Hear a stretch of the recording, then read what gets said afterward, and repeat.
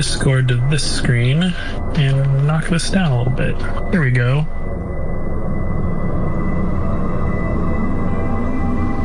It's annoying. My glasses are so beaten up. I need to get new ones. I keep actively re-cleaning my glasses, thinking that it's going to help, and it mentally feels like it does help. So I keep redoing it. But knowing that part of the problem is that there's just like a shit ton of scratch at the very top of the lens. Even though it doesn't help, if it feels like it helps mentally, at least it feels good, I guess. It's just annoying because I can still see the worst one, and it's because of that VR headset I have back there that basically scratched 2 spots on either side right where the PD is. I have a little fleck right here where when I was soldering, a little ember jumped up and melted my lens. Oh, like the AR burned off? I don't know. Something. Oh, okay. Anyway. Alright. Okay. So... Michelle has questions about her brain. Michelle has questions about her brain over in the Discord. Or not the Discord, in the, what you call it? In chat. 4 months ago. Oh, 4 minutes ago. 4 months ago. Before I even start this thing. Right. Yeah, Lydia will not be showing up. She actually did reply to me, I think. She replied and said, no way, I'm not coming? No, she couldn't request a day off, apparently, but it's whatever. Like I said, she was third wheel. All right, moving on. Andrew, you here? Who are you here? I am here. I'm here visually? Mentally. Andrew? Emotionally. I am here. Emotionally, oh, that's out the window. Okay. So... Main process. Can you hear me? Then yes. I am your master. Stop it. Get some help. It's the problem with having this boom. Like, I can't just not have it in front of one of my screens. Shoop. Those are your objectives, if you want to... What objective? I sent you in Discord. Basically, for other players, I sent them like, oh, these are your objectives. These are the things you want to do to like, so they can focus on the scene and work towards it. Yours are less useful. You didn't send me shit. Did I? You sent it to me. Oh, god damn it. It's all your fault, Simon. It's all right. I'll just take them as my objectives too. No. There we go. Sorry. Do I have objectives? You did. You and Simon did when you had, and you completed them. Yeah, we were supposed to secure the radio blaster, get the crowd to storm the main guard barracks. Did I give like a big inspiring speech over the radio blaster? Yes, you did. I feel like I should have done that if I didn't. You did do that. Sometime rock and roll. Yeah, American rock and roll. Yeah, it's American rock and roll. Rock and roll. I'm going to do some Lenny Kravitz on there. Anyway, Shoop, did you read over your incredibly useful objectives? Mm-hmm. Okay. Last time, everyone ready? I'm good to go.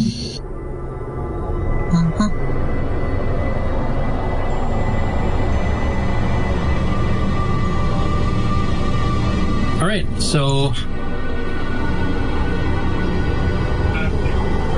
last time we seen, from a camera's perspective, this dark room with a fluorescent lighting that has been like partially ripped down from its pane that's holding it up, like flickering, casting the room in darkness, brightening it. In this interim of this darkness, we saw this figure, this almost bestial figure that seems to be ever shifting and changing, go over to a child in the corner, and to the viewer, they saw basically it slowly approach the child from the table, jump down, and then eventually engulf the child. Shoot, from your character's perspective, you are falling. You are falling through just general darkness, like black, no light, nothing, and eventually you start falling through what appears to be snow, like as if you're going through the clouds.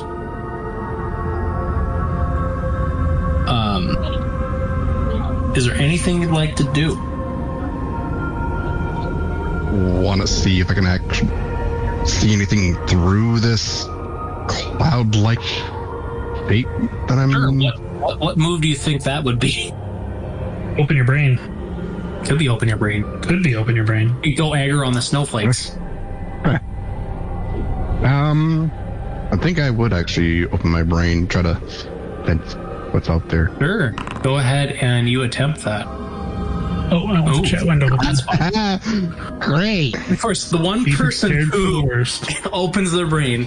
Anyway, so tell me what your character attempted to do. You should see through it. Give me a little bit more to work with. Bit of some of this drug. It might be just some of the drugs that been given for their experimentations. Just makes it harder for me to think, harder for me to actually picture stuff. And what little I remember of what they wanted me to try to do, I tried to visualize of like seeing through what they claimed as like a veil, a curtain, and just doing that just gives me a hell of a headache trying to actually focus on that. Yeah, so prepare for the worst. Okay, cool. So I think what we see is, you're falling through this blackness of snow, and all of a sudden, a mental crashing of states. Like all of a sudden, as a camera, we see you fall down and then hit something, and then all of a sudden, mentally, you like open your eyes and you're standing in front of a scientist, like several scientists. Their face are kind of like amorphous and missing, and you hear like muffled talk, and we see you standing there looking at a mirror. And then you see the mirror like start swirling, and you start having a reaction. And the two amorphous like scientists like look back at the mirror and shrug, and they look away. And then like from the mirror, that swirling darkness like rips out, grabs one of the scientists, and like rips an arm off. And you see it like fly into the mirror, and you see it get thrown up in the air and like comped by the darkness, and like blood splatter on the other side of the mirror.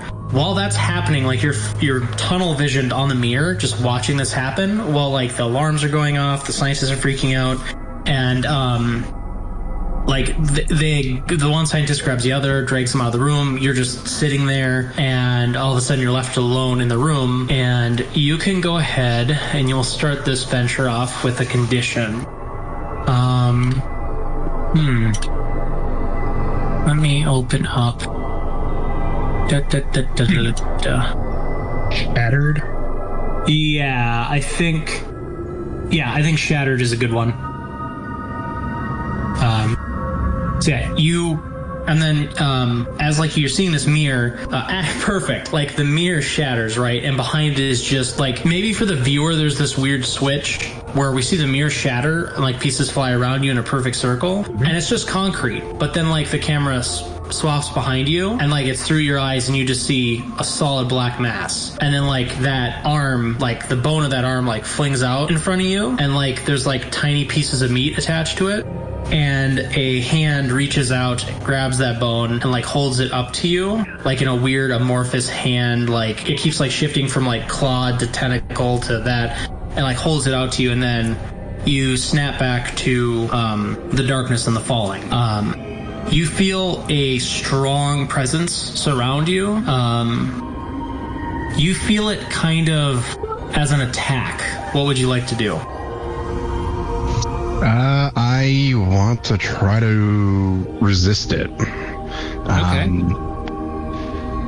What makes sense? There will be a good way.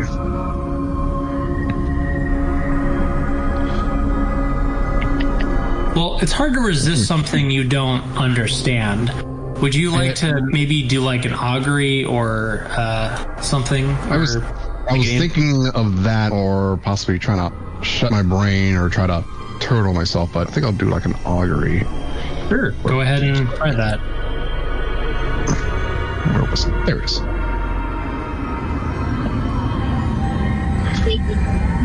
Not affected by it. Cool, so.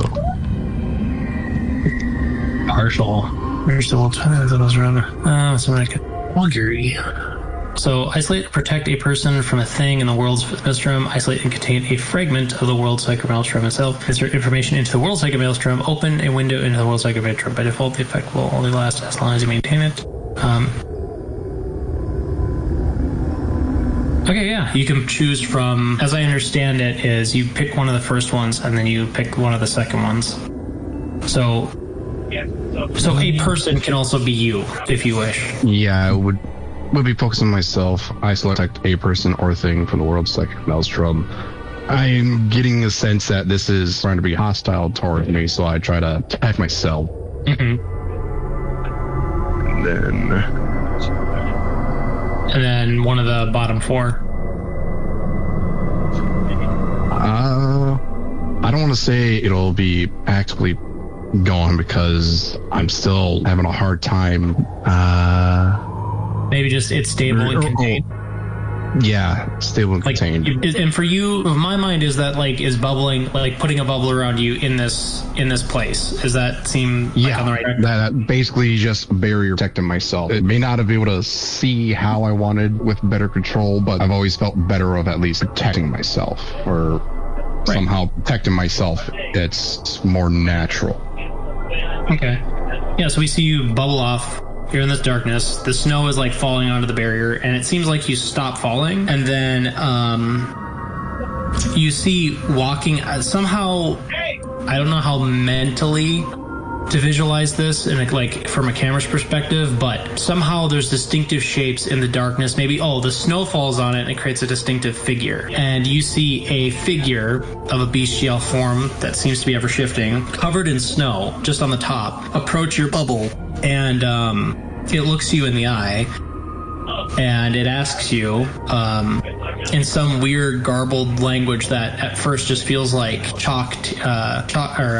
on chalkboard, but eventually coalesces into this weird guttural screeching of, do you want to awaken?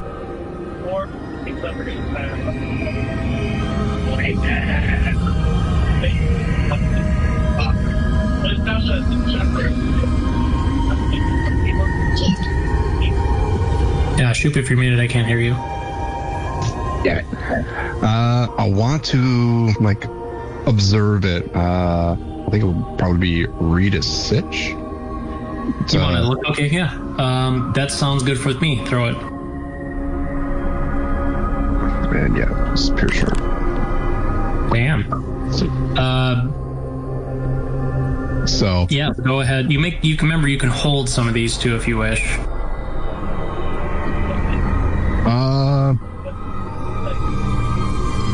Instead of having it being what enemy is most vulnerable for me, does it seem hostile towards me? No. Then I'll hold the two, and I'll just release the bubble around me, but just kind of hold out my hand as if when I actually touch its head and say, please.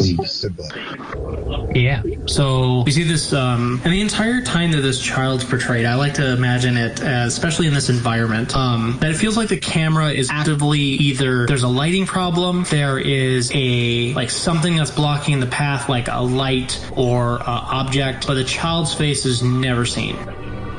It's always obscured in some particular way. And when you go to reach out, you place your hand on this. As your hand is reaching out, the creature's maw opens and wraps around your arm. There's no pain, but you awaken in the real world, and you're in a corner again, and the fluorescent lighting is off, and the scientist you last remember presiding over you. Again, for you, the face is an amorphous blob. There's just for some reason, there's just no continuity to the face. And you can hear an alarm. You can see the alarm outside, but the room you're in is dark. The alarm in the hallway, you can hear some commotion going on out there. And you gather up supplies equal to what you were provided for in your character sheet. That's either found on the tables, the scientists, or in the room. So what would you like to do? So, hearing commotion coming from outside the door, I'll approach the door and I want to actually listen outside. see if I hear anyone immediately outside or if it's some distance away. Yeah, you hear there's at least someone gutturally screaming probably more than 10, 15 feet away from you down the hall to the right in another room. You can roughly hear the sounds of it kind of sounds like tearing styrofoam. And you can see obvious claw marks on the wall of varying sizes, as well as you hear in the distance a couple gunshots. All right. Well, with everything that I gathered, I'm going to see if I can actually open up the door and take a peek outside. Well, the door is slightly ajar. Sorry if I didn't make that clear, but yeah. You can take it out. Yeah, and you take a peek out. You can see immediately as you go to look out the door, there's 2 guards rushing your way, both with fully decked. They're in black kit. They have fairly fancy looking AKs that are well worn. Fancy being they have some tactical gear on it.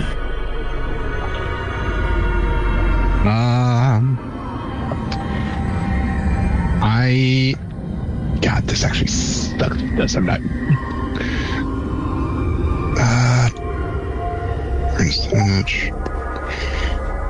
I'm not sure if I'd be able to actually just sneak away. I'll read. All right, I'm gonna pop another one of the read a sitch. Where are they actually focused at? Going down the hallway, or are they? They're focused at going down the hallway. And you think because you haven't pushed the door open that they haven't noticed you? I'm going to wait for them to go on by. So I'm gonna try to hide myself. Yeah, so they start pounding down, and as they get closer, because sometimes camera focus is difficult, but as you get closer, again, for you, their faces are amorphous and nothing there.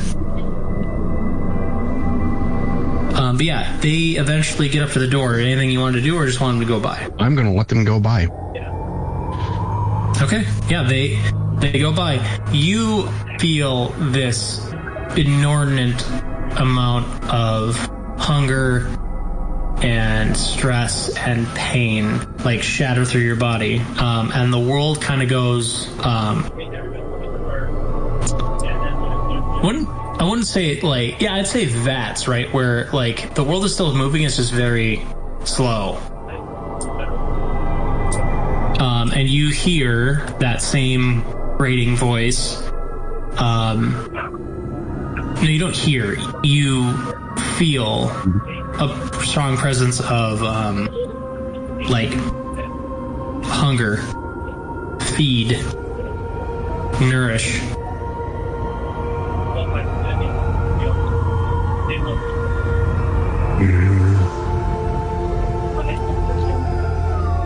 Do I get a sense that I need to eat, or it desires food?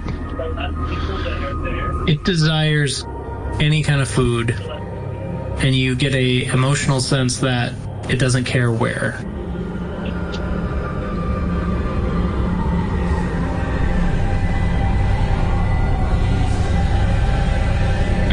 I'll really suck at the cool, but it's the one thing I'm good at.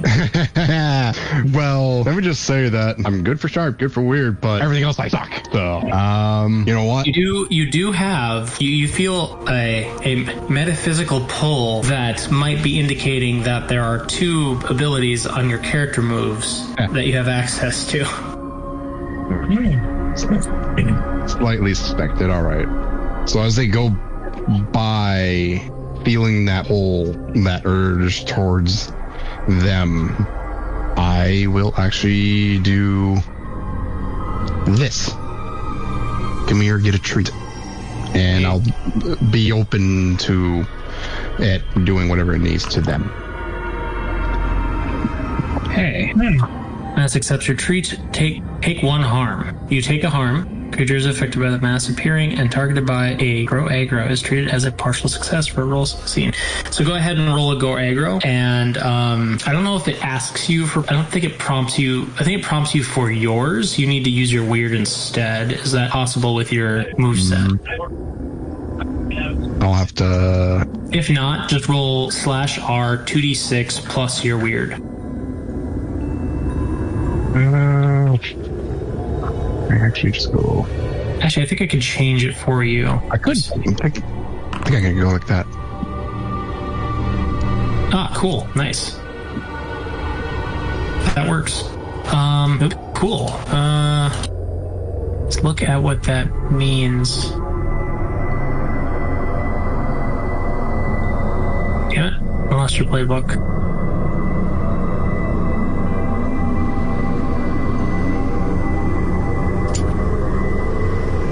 Okay. So that is an 8. So that is a partial.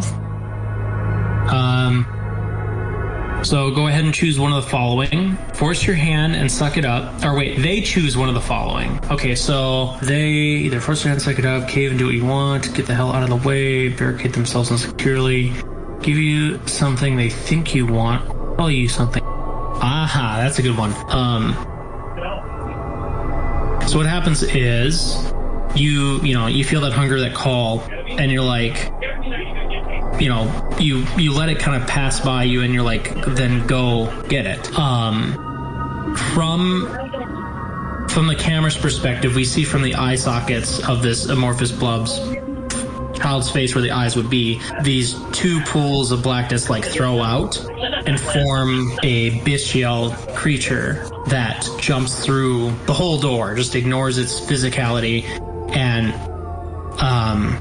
it goes to like latch on to the arm of one of the guards, and the guard that's been latched onto like grabs his AK, swings it around, and just starts gunning it, and the bullets are flying through it, and all of a sudden the other guard kicks the other guard from out under himself and then books it the other way. And your creature eats, and I believe you only took the 1 damage. Okay, cool. As it starts devouring this person, how does your character, even though you don't have much currently for memories, how do you feel about this guard being like literally torn from limb, deboweled in front of you alive? Deboweled.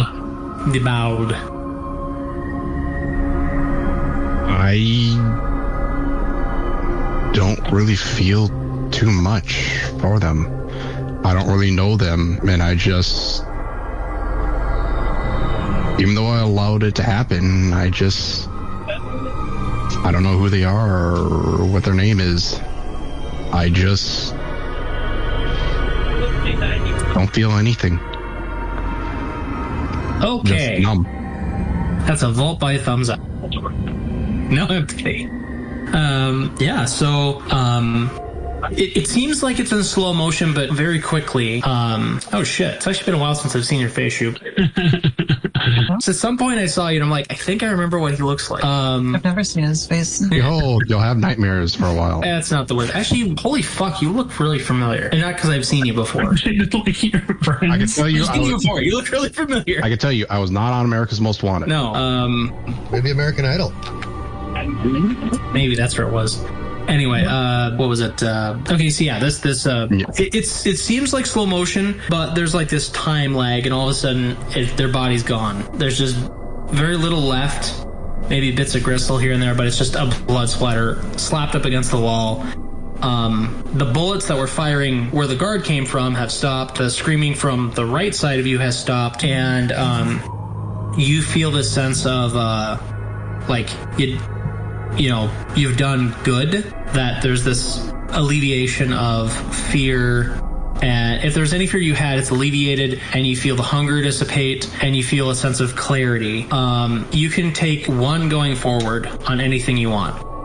Nice. And this is a hidden mechanic that I kept, which is every time you take harm, there's some egress that this creature will do to move it. So if you don't take harm, you won't get it. All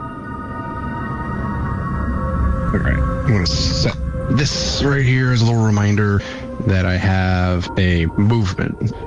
Or you have one hold from the, what is it? From the sharp. And then you have one on hold for anything you want. Okay. So where are you going to go from here? There's basically like nothing but gristle left, right? There's no... Yeah. All right. I was going to see if... This is just for cleanup detail. It would just take a bucket. All right.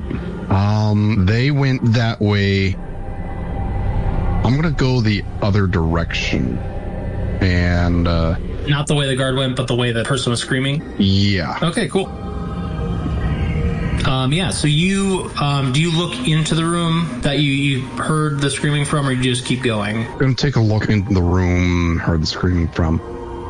Same thing that you see in the hallway, just blood splat. That's it. And it's like, it's in another testing room. There's like 2 blood splats. One's on the table and one's like against the wall on the cupboard.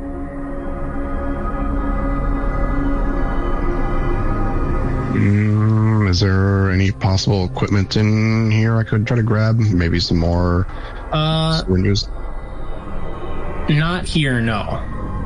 There's a possibility for more stuff later. All right. Just seeing if there was anything else.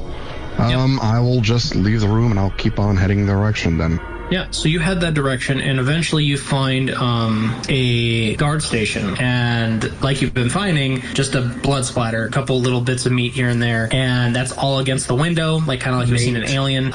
Just very unclear what's in there, but it's clear that whatever's there. The security door has been opened and then slammed ajar. Like it looked like it was in normal operations, and then some physics fucked up, and it just like broke this way, so you can crawl underneath it. Yeah, I'll make my way. I'll crawl underneath it and see what's on the other side. Yeah, you make it to the other side, and you've seen this child once before. You know there's others in here. There's at least 2 others, or at least you've only ever seen 2 others at the same time. For all you know, because it's always the same. The face is always messed up for you.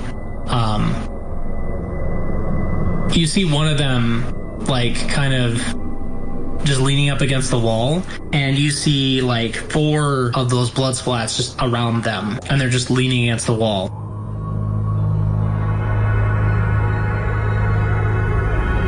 I'll just start with, are they gone? What do you mean? Where are they? Oh, you're talking. Saying yes. Yeah. Speaking of, it like lazily leans its head to the side. And like Loon looks at you, and there's just like half-witted, kind of very distant look. Like they're looking at you, but they're not looking at you. Like they're looking through you. And what was the exact word you used? Are they gone? Yeah, the person says they are never gone. And it's very quiet, but it's like other than the alarms, for some reason you can hear them clearly.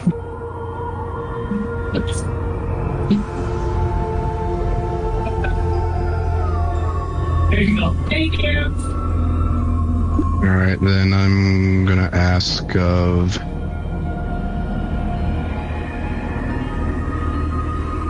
Who are you?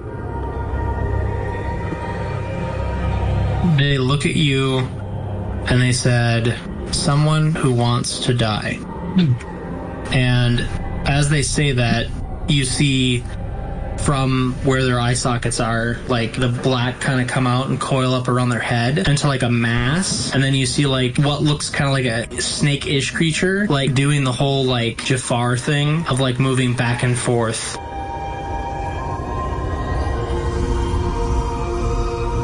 Jafar from Aladdin. No, I get it. The waving back and forth of the snake head. Yep. And it like this child holds out its hand, like they're asking you for something.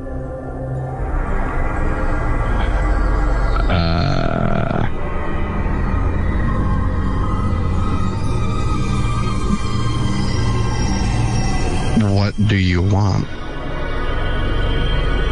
Just kind of It shuffling. tilts its head and says, "To die."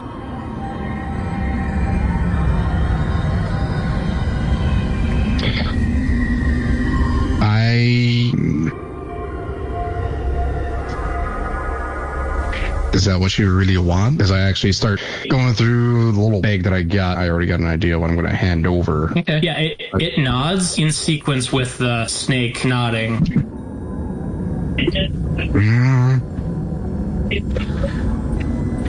I'm going to grab scalpel that I have, but I want to actually take a look. I want to do a look with the weird. Open the brain, actually try to take a look at that snake. Open your mind. Open your mind. Okay, they've seen some kind of impression of something that's new and interesting about the current situation. Actually, I think I will give away the game here a little bit. You're pretty certain that there is a direct connection between the thing in you and the thing in them, and there's this powerful like lassoing effect of like come, and it's not pointing at it's not going at the child, it's going at the thing on top of it. So the snake is essentially like doing the pull to come, almost as if it's trying to hit. Other way around. Yours is doing that.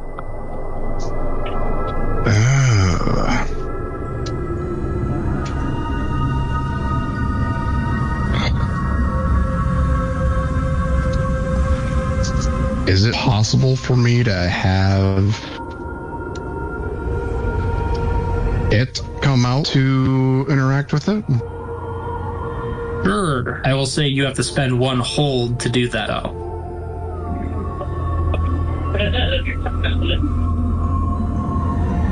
Because part of this is like, this is a new experience. There's actual physical thing I can talk to. Physical.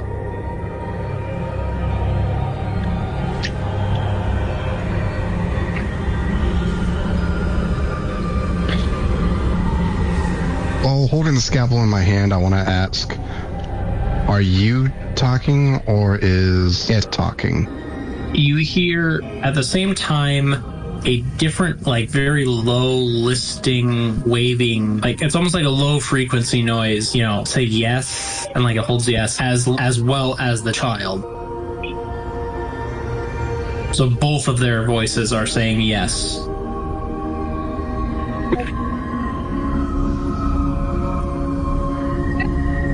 What'll happen if I let you die? I'm free. Both say that. You hear the distant gunshots start to ring out again and yelling. If you had to make a guess, it's probably just past the initial door that you came out of, where your testing room.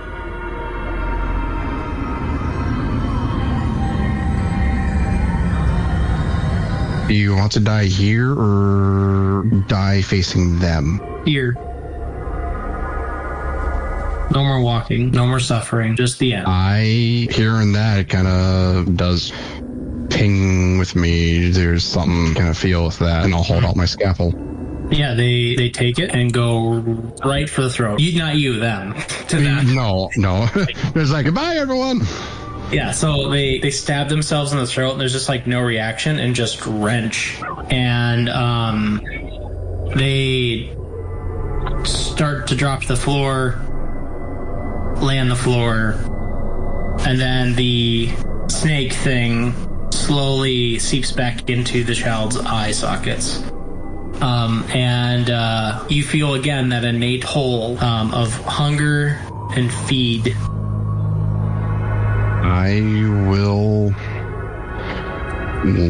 I'll let it feed again. Yep. Give me a second. So I'll just do another community treat. Yeah, so you don't even have to do anything. It just does it. I'll count it as that. But yeah, it's actually, that's curiosity. Are you giving into it, or are you like, I don't care, take it? This one, instead of actually like having no emotion, I do feel bad for this other child like me. So somehow this feels like, I don't know, being like one or whatever. So I'm letting this. Yeah, it decides to treat you with a blackout. You don't see it happen. Just 1 second you're visually aware, and then pop, just a blood splatter, and you see your vision kind of fogs as it like flies back into your head. And you feel the mass has grown.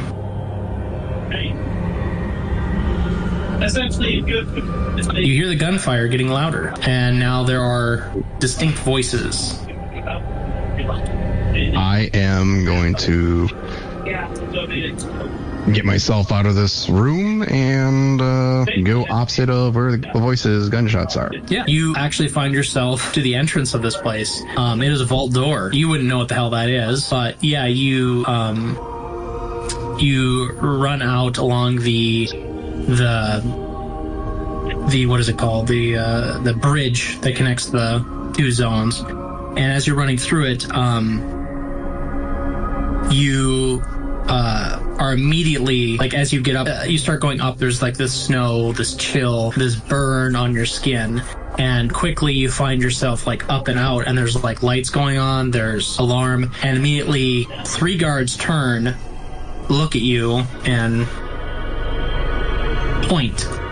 And then everything goes into slow motion again.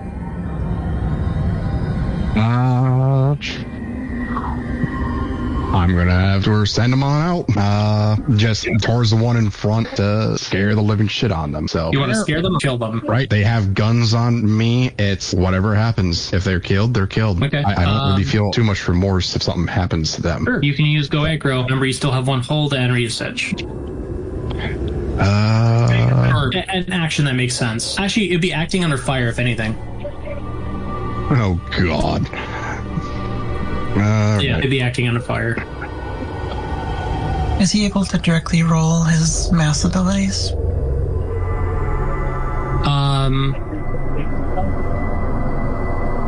Not yet. Okay. All right. Let's see if I can actually spook the living shit out of them.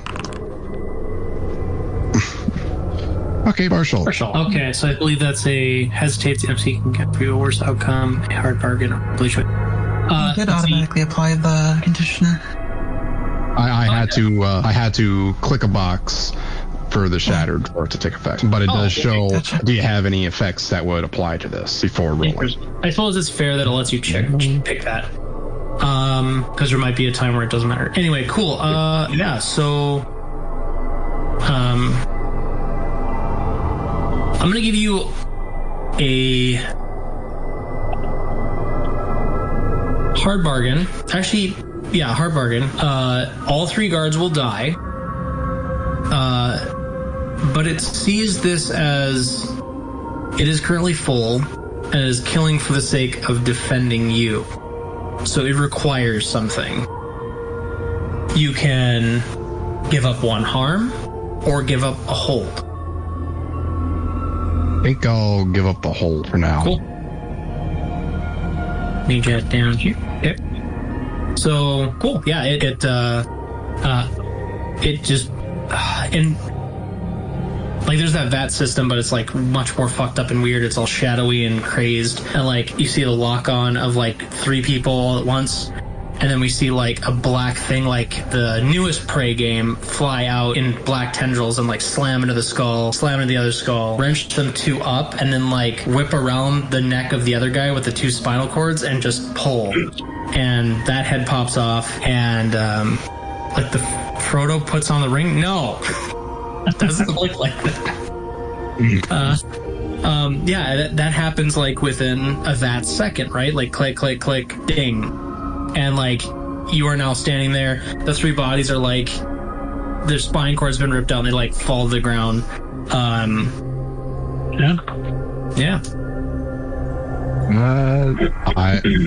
Seeing that they've been dealt with, I'm gonna, before running by, see if there's like any keys on the bodies? Yeah.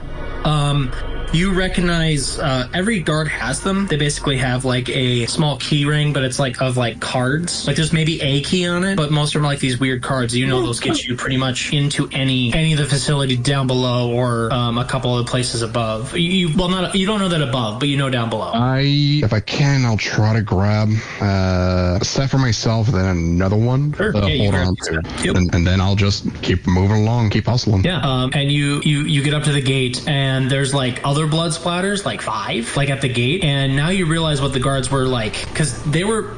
I'll give you a free thing. When you came up, like we would have seen this as like a nice visual representation, like the camera way above, like eagle eye of the child like running out of the vault into the open air, and then we see like the 3 guards, like they're standing there like waiting. And we can see that they're like, one of them is like shivering, like not cold, terrified. And that's when like all this happens, and like your character keeps going, and you eventually arrive at like this chain linked gate that is slightly like, actually no, it's been crushed in like a can.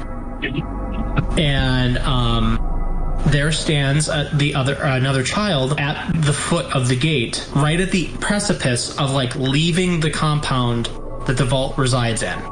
And it's just standing there, it's back facing you.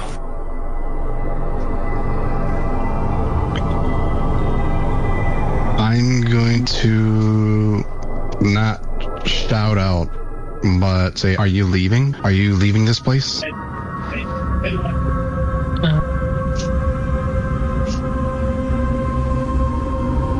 It turns to you and nods and says, I was just waiting for you.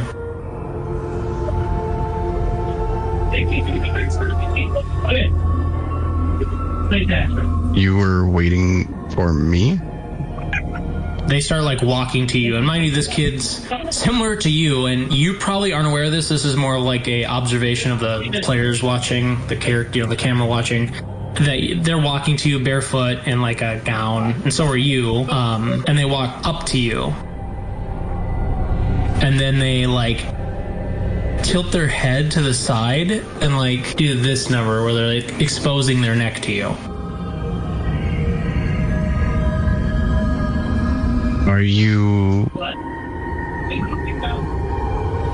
offering? Yes, please. From the, you notice the black tendril lean out from their ear and like crawl onto their shoulder, and it's like a spider-esque kind of creature, and it like goes on to where the neck is, and it like the child nods at that awkward angle.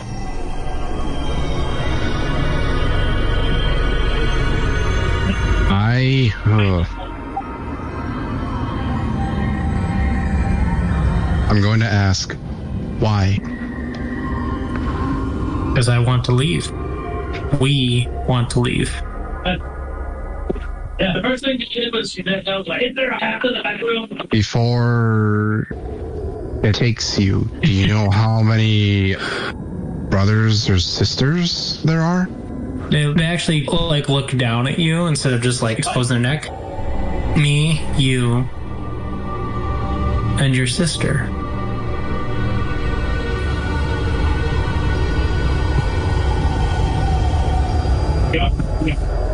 No, I forgot to ask the name of other one, but what is your name, if you have a name? I don't know my name, but I feel like it should be Milo.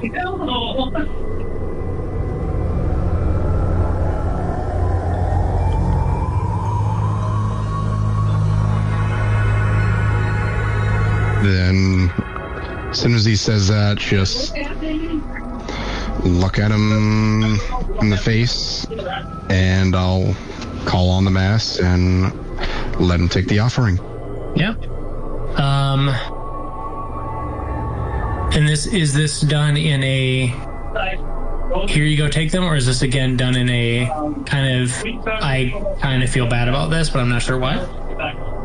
From what he said, there's the other one of wanting to die. I felt bad for that one. Mm-hmm. But for this one, a bit of connection of, as soon as said what his name was, it was a little recognition. So it's like being one, or like maybe getting a piece of myself.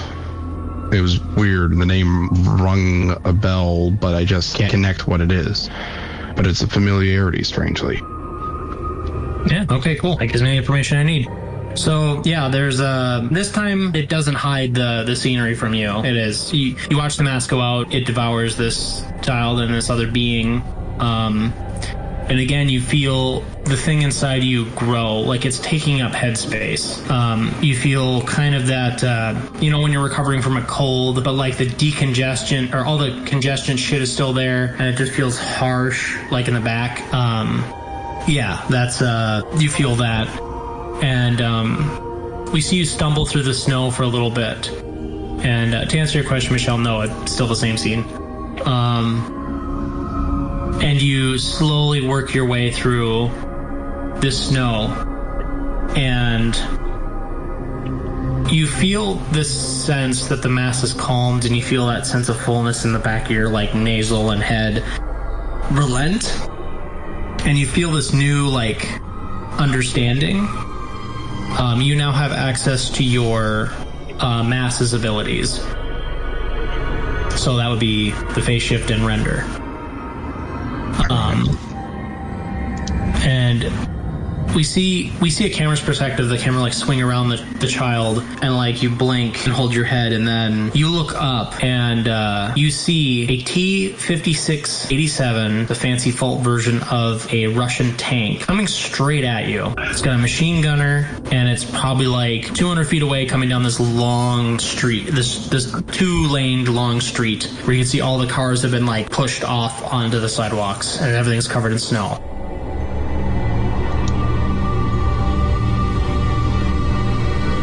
And it is full, as you said, full on going in my direction. Yeah. I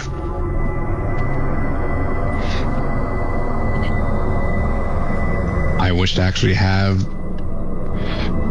the mass actually basically do the ability right away. Phase shift. This area is like dark, right? Actually right now, there's this really strange kind of ambient red glow. It is nighttime, but there's this ambient red glow coming from literally like a little, like where the tank was coming from in the distance, and it's causing this kind of like lighting effect to be, bounce off of the snow. So there's light. It's not full moon brightness, but it's somewhere in between. Is this like an open field, so to speak? It's a road. Clearing? It's like a snow-covered road, a single 2-lane snow-covered road, straight with buildings on either side. I want to move myself aside. Try to take cover with the buildings. I know it's seen me. Okay. Or could I actually just use that other sharp? You could use that other Noah Sitch. Yeah, I'll do that. And it would be, do I know its intended direction is towards me or the road? All 3 of the masses inside you say you are the target. They're coming for you. Then if it goes to where they're coming towards me, then I think they need to learn to leave me alone. And I'll request the mass to render them apart. Okay. So, you did say phase shift earlier. Do you want to use both? Well, I was going to do phase shift, but if it goes to where it's actually... Oh, wait, no. I thought it was like only in shadows. Yeah, phase shift to another out-of-view spot, and then allow it to render apart the tank, so... Yeah, so we get the camera away from you, and there's this really interesting cinematic where it shows you disappearing, and then the mass, this like bestial creature, like comes out in full. It's about half the size of the tank. It has constant undulating different features. Like at some point, for if you're watching on a on the camera, you'd see like maybe a wolf, a lion, a tiger, like the head of a snake, hydra. Like it's just constantly morphing, and it runs through the tank. It jumps. We see the camera from the side of the tank just plowing through the snow because it's got one of those plows on it, and the mass jumps through it, like phases through the tank, and grabs all 5 crew out from it and smashing them on the inside of the tank, and then grabbing the gunner and ripping him out, and then whipping him around in the air. And then as it's being whipped around in the air, the camera's like following the tank, and then it spins around, showing the mass whipping the person in the air. The camera comes closer, and then eventually it goes past, and we just hear the guy scream, "Cut off." And then we see you all the way down at the end of the street, walking through the snow, and you can see that there's this other gate with a couple guards that look like they are now leaving their guard post to go down this other road, and you see a flock of people chasing after them, everything from torches to small arms to small weapons, and you get a moment to react as you feel the mass like pile into you again, looking at these people chasing those guards.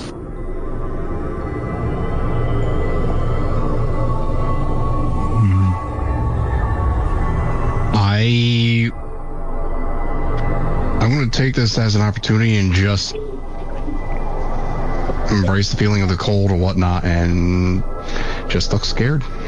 I look scared as the people are actually not of the people, but of what I've been walking away from. Okay. One last thing we're jumping into the scene. As the crowd is running by, there's a couple folks who like stop and are like, "Holy shit!" Because you're like in a gown, you're barefoot, you have no hair, you are now covered in blood, and you look terrified.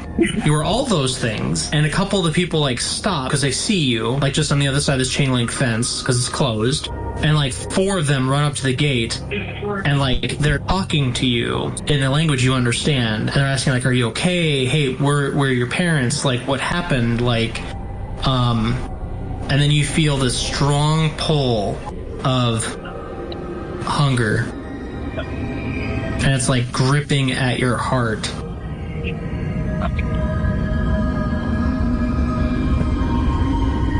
There's still people running by chasing those guards, right? Yeah, like 4 people have stopped to check on you, and then everyone else seems to be going towards running to the guards. There's like a mix of people, including like a couple fucking skidoos go by, like with people wearing Texas hats and stuff. Texan hats, they're Texan hats. Cowboy hats. Yeah, they have a name. I'm getting that sensation. You can fight it. You can give in. Yeah, those are your 2 options.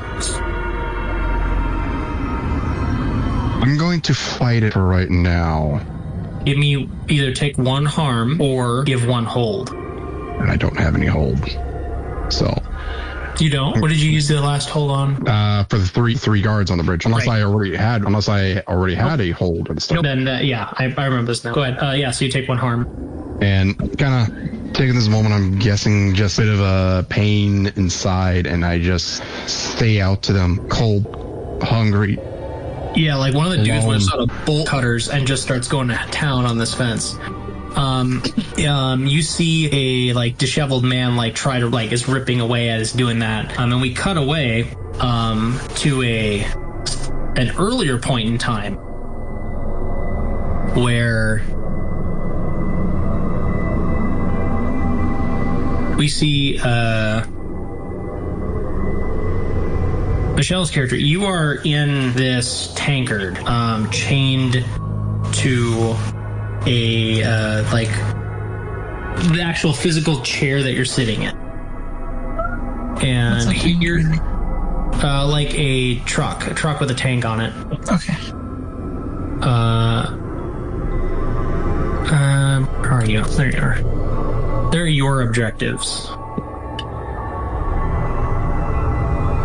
And we get the you're sitting there and you're listening to the low blast radio, and you started hearing the radio go from like the normal like updates to the guards started acting frantic to people are like the blaster was cut off, and you know that the evening song was sung a while ago, and you've been hearing in distant gunfire and stuff like that. You know that it's been time, but this one guard is just not fucked off. The same one who is super aggressive and mean to you, and the other driver, obviously, Pryor, is just sitting there. And you hear him say, as like the radio, he actually reaches over to shut off the radio and says, I'm surprised that they would even try. What a waste. Looks like you all are gonna go hungry again for another week. You remember the last time this attempt happened, what, a year ago? Did you enjoy the starvation then? And he's egging you on, prodding you. I need to switch to the new thing, a depot. I'm sure he enjoyed watching us starve. I'm sure he did.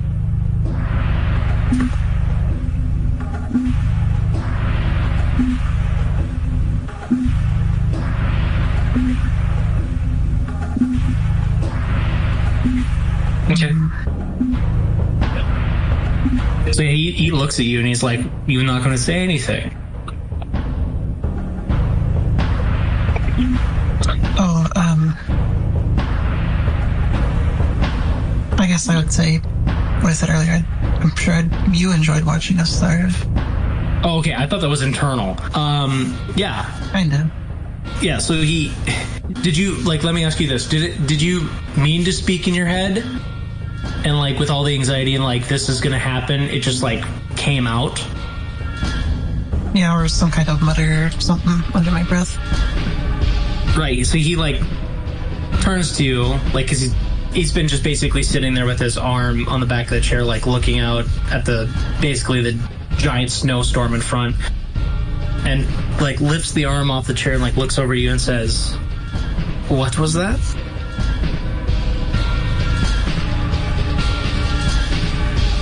Remind me, how am I blinded again? Are my, like, hands, like...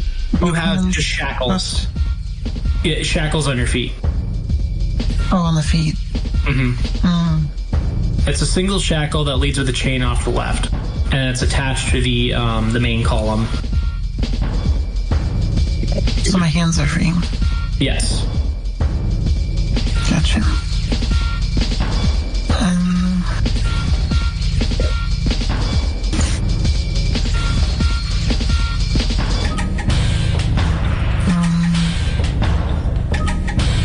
Yeah, so he asked you, like, what did you say?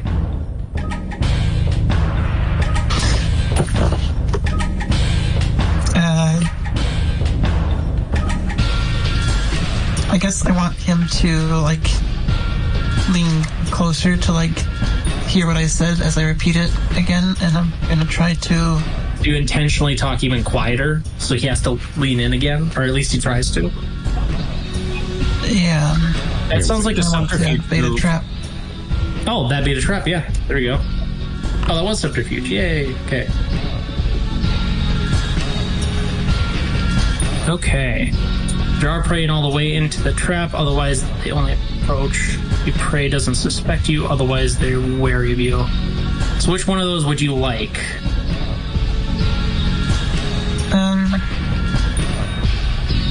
Does he have any... But I need to roll to know if he has weapons on him. Oh, he has an AK. Like, you've seen the guards have, like, a standard issue combat knife, an AK, and probably a Fallout-style Markov. Can't remember. I guess... Ray doesn't expect me, and I'm trying to... I want him close enough that I can just basically grab his gun or weapon or whatever and use it against him. Okay, so otherwise they approach. They only approach, so they don't get close enough. And any harm you suffer is inflicted is +1. Okay, so then how would you like to proceed?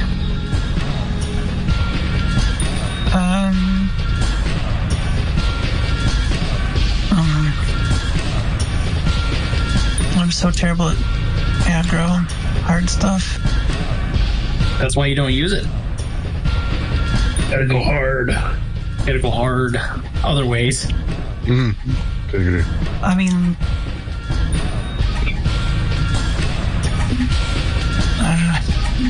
you do have combat driver, which means that you have extensive knowledge of the car, the vehicle, which is the tanker. At this moment, is it idling or is it off? It's idling. It's on. Don't you have the keys? Yeah, they do. I guess I'd like to destabilize them somehow and I don't know, suddenly select the vehicle. You want to slam on the gas and whip the wheel the other way? Yeah, and how far away is the fuel storage? Am I not that close to it? You would be if you were at full tilt, you'd have to turn to the left. It'd probably be a 2-minute drive. Okay.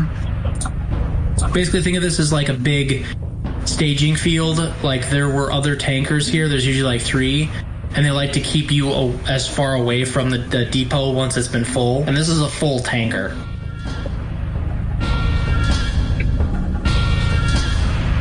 Okay.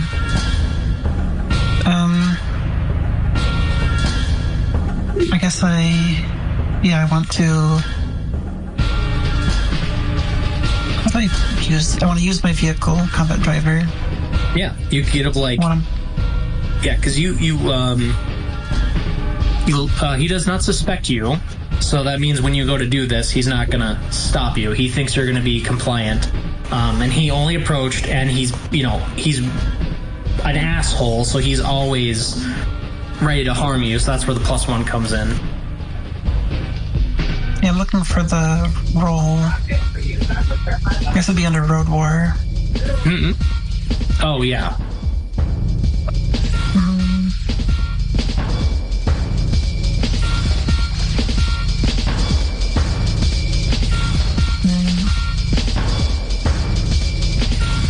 I probably think let's make this simple and just use the vehicle to go aggro. Oh, against a person glancing hit or direct hit. You can sucker someone or go aggro. I think, what is sucker someone? Where's that one at? I don't think I've seen that one. That's basic.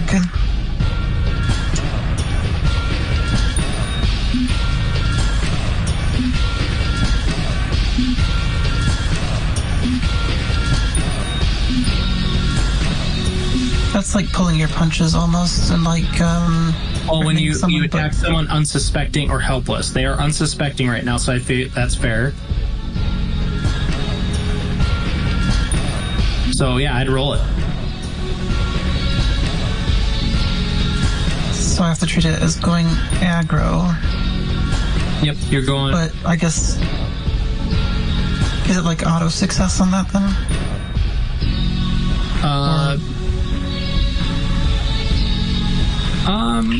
No, I don't think so. Oh, there you go. So they have to choose. Force your hand, suck it up, and cave and do what you want. So I think that's both on a 10+. No, that's one of those.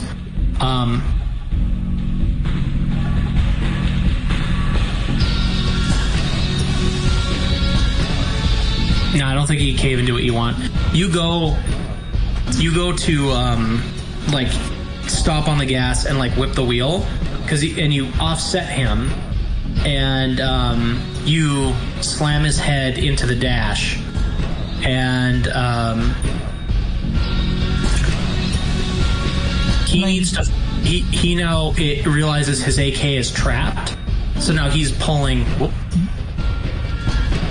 That was Andrew, I think. Andrew. Yep. Probably went idle too long. Yeah. Yep. Yeah, so Simon's having a struggle. it's fine. Anyway, so yeah, you slam his head against the dash. You jam his AK down, and now he's forced to like try and pull out his Makarov, and you've now put him in a much worse position.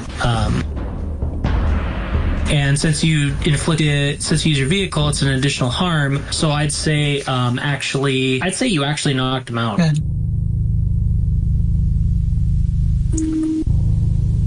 Right. So yeah, you knocked him out. You should know that people are probably going to be aware, assuming that they're not busy with other things, that they just saw the truck kind of like dash forward and turn sharply. Yeah, Granted, that's not how trucks work. It's not a straight shot, or is it a straight shot to the secondary fuel? No, you have to like drive and take a left turn. It's only a minute away, or 2 minutes away, but you still need to like drive around a building and go straight at it. Can I get to the point where it's like straight, like where past the final turn, and basically I want to take his weapons, or I want to send the vehicle on its own, like, and jump out with him in it at the fuel depot. Okay. See, if this was D&D, I'd be like, yeah, you do that. You try to jump out, and you can't. Oh, just check. Let's do that first. Well, he has the key on him, right? I could look at pockets. Yeah, he does. Mm-hmm. Yeah, he does. Surprise! Nope, he doesn't. No, it's just Makarov. Shoot the shackles. I mean, I think that sounds cooler. I think that sounds cooler, grabbing the Makarov and just shooting the bindings. Yeah, but can I do it without shooting my own legs? Yeah, you could. Okay. What would I even be? It'd be a free move. It's fine. Okay. Yeah. So you want to drive the vehicle with him in it, and then get it going, and then what you want to? How are you going to hold down the pedal? Wedging it down somehow with like maybe his body. I don't know. Like as you before driving, you kind of drag his body up a bit, and then is it manual? I think it is manual. Yeah. If it's a manual, she could just put it in gear and let it idle. That would be a slow drive. It would, but it's pretty massive. Those would have momentum. Yeah, it would. And if it's downhill, it'd have even more. Right. Also, it seems like the guards are busy with other things. They might not catch on right away what's going on. So I feel like there's two things that can happen here. You can go the manual approach, which I think requires some type of subterfuge move or some type of like getting lucky. And then there's the going full aggressive mode. That would be a lot faster and guarantee your success. Yeah. I want to somehow wedge the accelerator, but also not be in, so I don't have to be in the vehicle when I crash it, because that could be pretty dangerous. Yes, but you driving a fuel oil truck into a fuel oil storage that has a combustion engine in it would be quite dangerous. Yeah. I cast Fireball. Okay, everyone's dead. Yes. I did not ask where the people are. I say I'm casting Fireball in that room. And what was it? I think the whole quote was, I didn't ask who was there. I didn't ask how many people were there. I didn't ask what moral situation I'm in. I cast Fireball. I didn't ask how big the room was. I didn't ask if they were done evacuating the orphans. I said I cast Fireball. That was it. Size of the room. Right. So you can, some type of subterfuge move to get it going slowly and get lucky, or a aggressive move. Aggressive move with wedging and yeah. But like what? I'd say the acting under fire. Okay. You flinch, hesitate, or stall. The MC can offer you an outcome or a hard bargain. The truck will slam into the fuel depot. You can choose to take -1 going forward because you've drawn unnecessary attention, or you can leave behind the AK because its strap is caught on something. Because that's what you use to jam the accelerator. Oh yeah, there you go. Yeah, so either you couldn't. So you want to just use the AK to jam the accelerator? Yeah. Okay. Yep. So you use the AK to jam. Thank you, Andrew. Use the jam the accelerator, and you jump out and suffer 5 harm. No, you're fine. Yeah, you're fine. It's an action movie. Everyone's fine when they jump out of vehicles. Nobody gets hurt. They can just tuck and roll and walk away. Tuck and roll. So, you look around and you hear gunfire, and you start seeing the red glow of more than just ambient fuel fires and stuff like that. You see there's a fire somewhere. And you hear, because it's just perfect scene play, as like you're walking through the snow with the Makarov across the street towards the little guard outpost and the little prison where they hold a lot of the drivers. You hear from like a nearby like snow vehicle, like the blaster, and you hear he forgot what was it? Yeah, you hear somebody you've heard before. He goes by Cabbage. That's me. And he's just like full blast on the radio, just going at it. Revolution, everybody! I give directions to, how about everybody support the driver? You know, clear path or something. Nice hand. Yeah. Nope.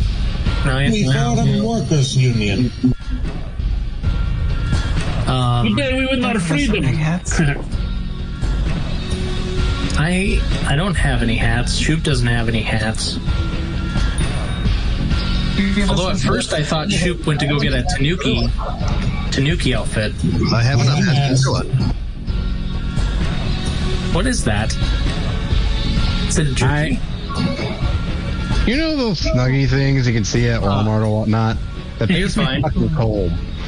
You're fine. I have blanket, so we're good.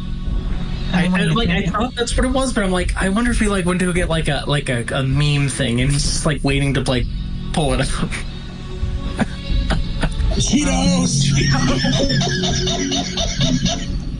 Today's session has been brought to you by Cheetos. But no, yeah, it's one of those silly things like you like, oh, that's dumb, but then you like think about it when you're doing what I'm doing, and you're like, man, it sure be nice to use my hands. Yeah. Anyway. So you should get one of those 2-person snuggies. Mm-hmm. Now I have a note here. I mentioned before that anyone that heard your character's voice, Cabbage, after this radio blaster would get +1 going forward. Excellent. I'm the bard. That's what I am. Yeah. So you are inspired by Comrade Cabbage's like immensely inspirational speech while you hear this weird inspirational music come over the blaster as well. Who's playing the music? Who's playing the music? The person, the Cabbage, like the blaster, like it's out on the radio. And I'm sure if you had like a little cassette tape or something. I mean, maybe it's probably more like a what the hell are they? Holotape? There we go. The Russian variant of a holotape in the Fallout universe. Holotape. A holotape. Yeah. So you know that there's a guard station nearby, and you see that there is still a guard in the tower, and you maybe have a minute before that truck hits the tanker. And you see there's a guard in the watchtower for this little guard outpost, and in that guard outpost you know there is captive drivers. Like, this is where you spend most of your time. You spend weeks away from most other people when you're on driving duty.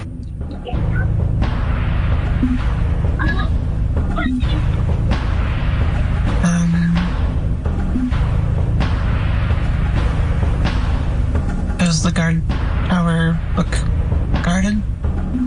Or are they preoccupied? There is a guard on the guard tower, which indicates that the guard tower is being guarded. Yeah, but... And I guess they're not, like, fazed by all the stuff that's going on? They are. They are actively, instead of patrolling all around the guard tower, they are actively patrolling the guard tower. It would be... They're patrolling the... Like, if you think of a guard tower's outer perimeter as a square, they're only perimetering the outer 3 points, and they're looking towards where the fire is. So they're not looking at you. But as soon as that tankard blows, which you now have 50 seconds, they will definitely be looking your direction.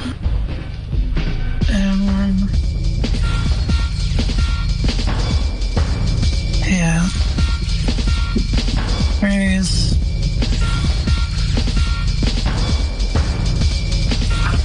How quickly can I get to that guard tower? The gate on your side is actually open. I'd say you can get up to the bottom of it in the next 20 seconds. Okay, I want to approach the guard tower and fast back, or like make up some lie that I'm supposed to be there, or like basically confuse the guard, but have the Makarov like hidden under my clothes or something and just shoot him. So while he's distracted? You run up below the guard tower and yell up to him? Oh. Yeah, the high ground! Yeah. Mm-hmm. You can't do that. I can get him to come down, or I can like continue to come up as I'm talking to him. No, that would be hard to do. He would basically be hearing somebody yelling as they're running up the staircase. That would, especially if it's not a familiar voice, that's going to put him on edge. You could do that. Okay. And you do have +1 going forward. You're very inspired right now. Yeah, I guess so. Let's roll this first.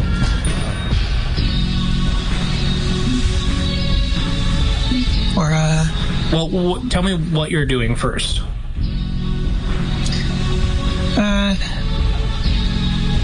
Get his attention. Okay, so you're yelling up to the guard tower. Yeah. Okay. And you got... Okay, so that would be... 7-9.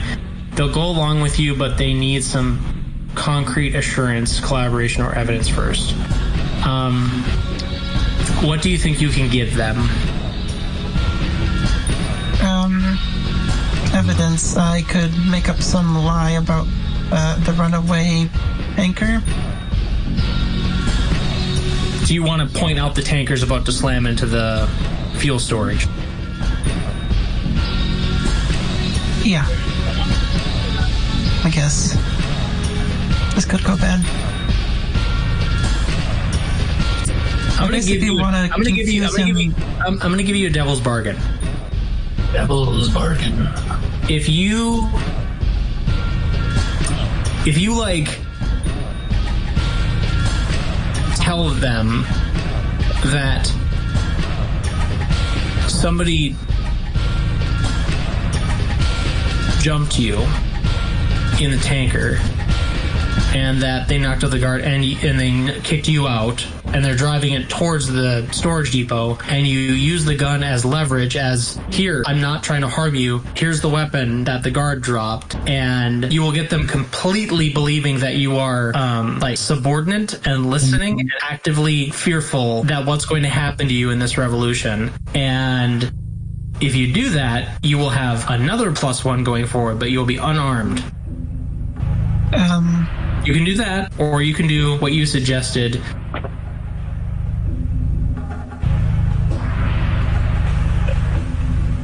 Are you thinking, or? Nope. I said you could do that, or you could do the thing you were doing. Hand gestures. That's what I do. Ignore them. Okay.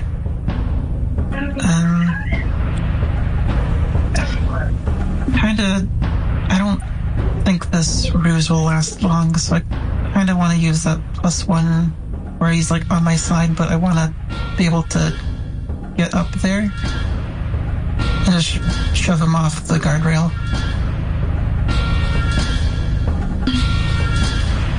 I don't know how high up that is. Yeah, I find that unlikely that he's gonna come down. Okay, fair enough.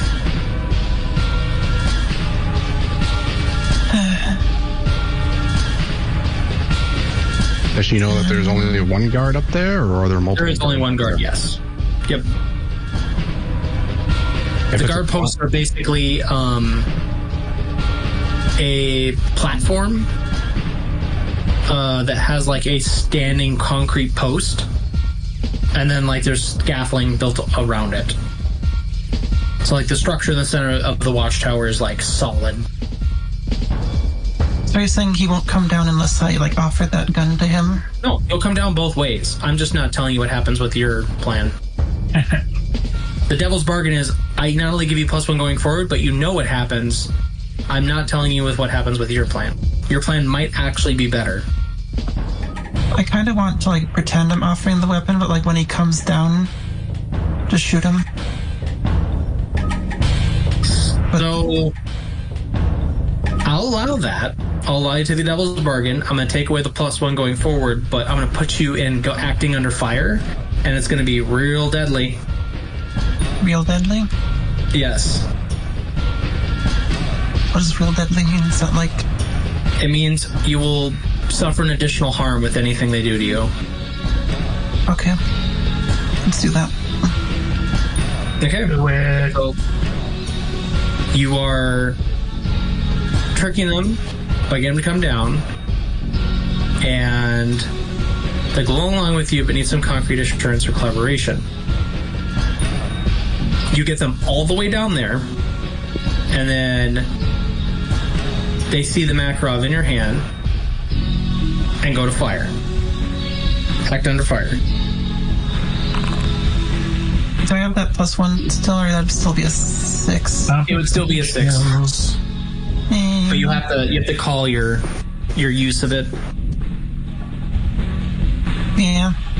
Yep. So prepare for the worst. Yeah, you know, we see this camera angle of you running up to the guard tower and yelling up like, you know, hey, the tanker, and like all this stuff, and like he's like, whoa, okay, and like he's just side-struck, and he comes down and he goes around, and as he's coming down that last like the last middle concrete pillar, like you pull and draw your Makarov, and he stops, sees what you're doing, immediately brings up the rifle and just lets like 5 rounds go, and 3 of them hit you.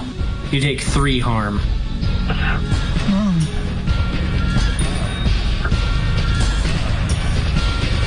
Then I just give up. No, that's not how that works. Well, what does 3 harm even mean? Let's see. It's 2 harm heals on itself, 3, 4 require assistance, and 5 and 6 are fatal.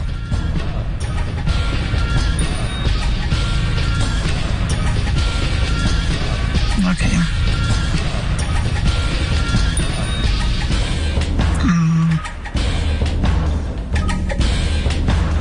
So yeah, what are you doing? Like, are you getting behind the guard tower, concrete pillar, putting the concrete between them? Are you just going to fire back and, you know, suffer through the pain? I'll be honest, you can't seduce your way out of this. Nah. I'm sorry, I was going to shoot you, but I'm not going to do that anymore. I thought it would be hot. Sorry, this doesn't normally happen. Look, I don't know. I was like maybe letting you fuck me, but you actually fucked me pretty good with that. Tell me what you want to do. Don't look so much at the moves, because I can help you figure out the moves. You want to get out of the way? You want to go aggro? You want to run towards the guard post and maybe just not deal with this guy and try to get inside as quick as you can? So, are all like the drivers like shackled up? Like they're inside. There's basically a prison cell of 5 separate drivers. You know 2 of them are out right now, so there's at least 2 more inside. But there might be guards inside too. Oh. But there is a whole lot of commotion going on.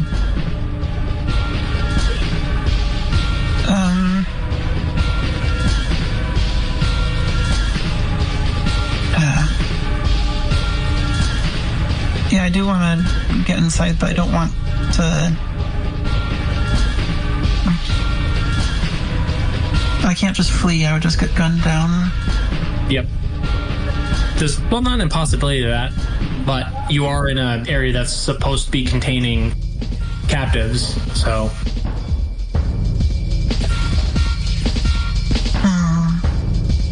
I don't know.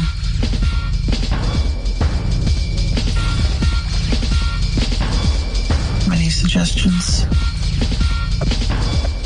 Group, you can offer suggestions. Right.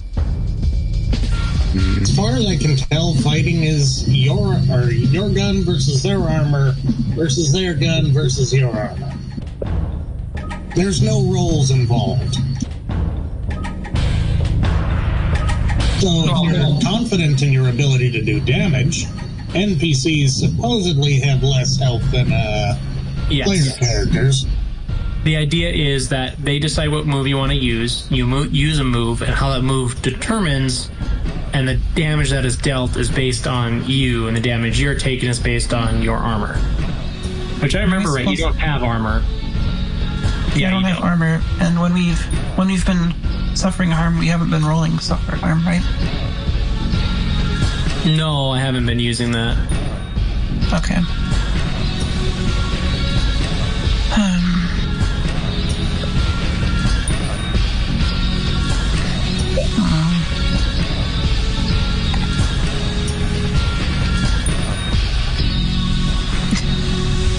I guess I'll just shoot again. I don't... Well, the idea was you didn't get a chance to shoot, they just caught you out before you could.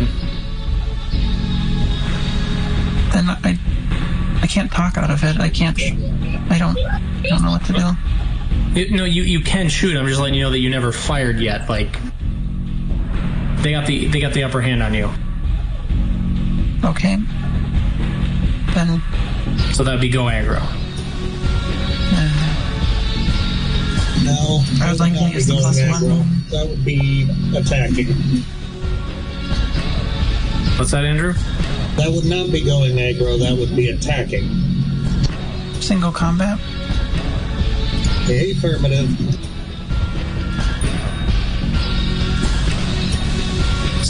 No combat, no quarters. Exchange harm, but first roll hard. Oh, so you still do have to roll. Yeah. Okay. I could seize by force, but yeah, that wouldn't be... Pick the gun. Yeah. Take the gun. Turn the tables. It's either that or become one with the snow. I'm already halfway there. But yeah, I'd like to use the plus one. Okay.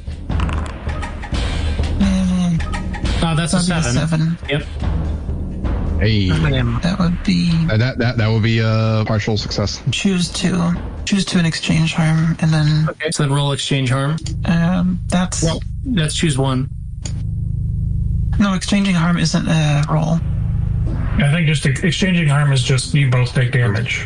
Okay. We simultaneously inflict and suffer harm. Yeah. So, I don't know what the harm rating of my weapon is versus... it's single arm. My armor. They're both weapons are single arm. And do they have armor? No, they don't. So yeah, you would kill this guard, but you would suffer an additional harm. You're at 4. That would put me at 4.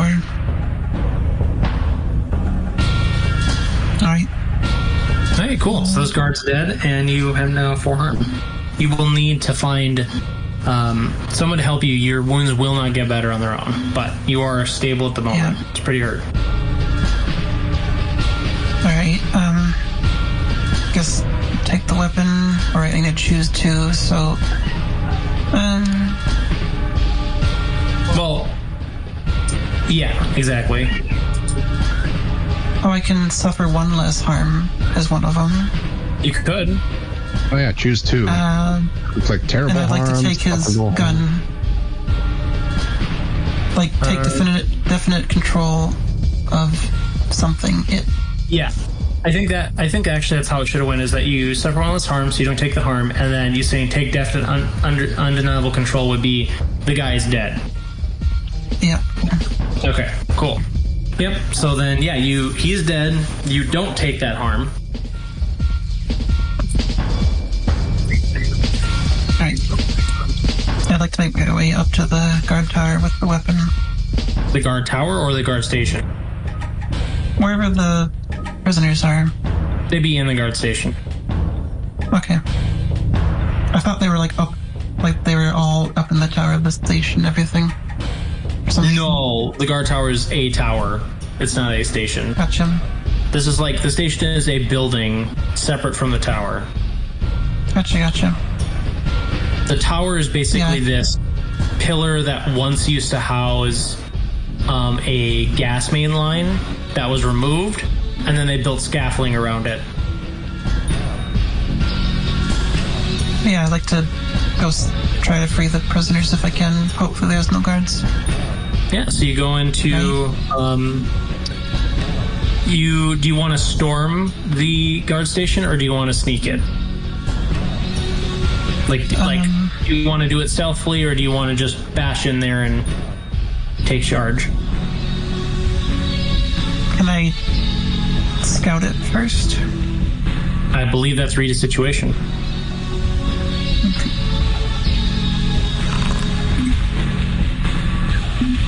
Okay, you partial.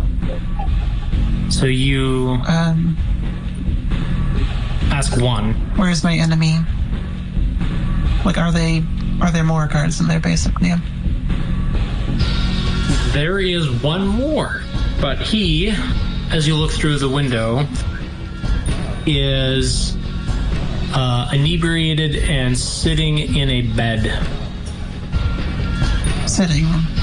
Yes. So upright, but is he kind of swaying and stuff? Yes. Alright.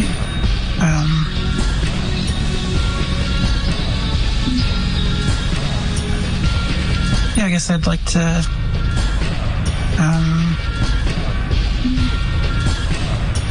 walk in there like everything's fine.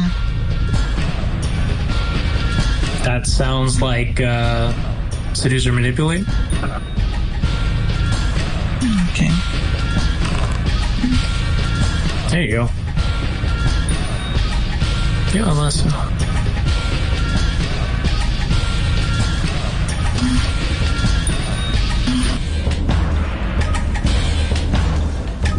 Yeah, so you open the door, shut it, and the guy says, quickly, what's a generic Russian name? Igor. That's what he says? Yeah, he's a Oblivion character. Quickly, what's a Russian? Yeah, Igor. He sways a look up at you, says, Igor. Oh, hey, Igor. Where's Igor?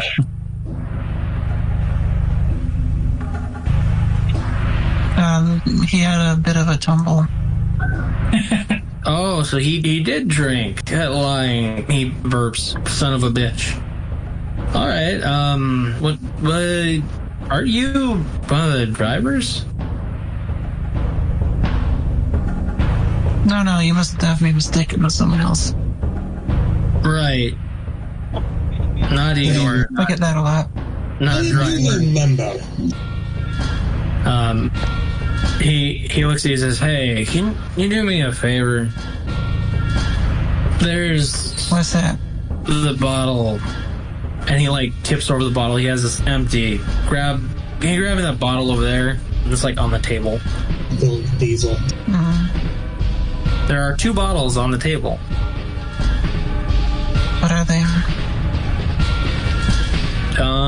One is alcohol, and the other one is a lit oil lamp.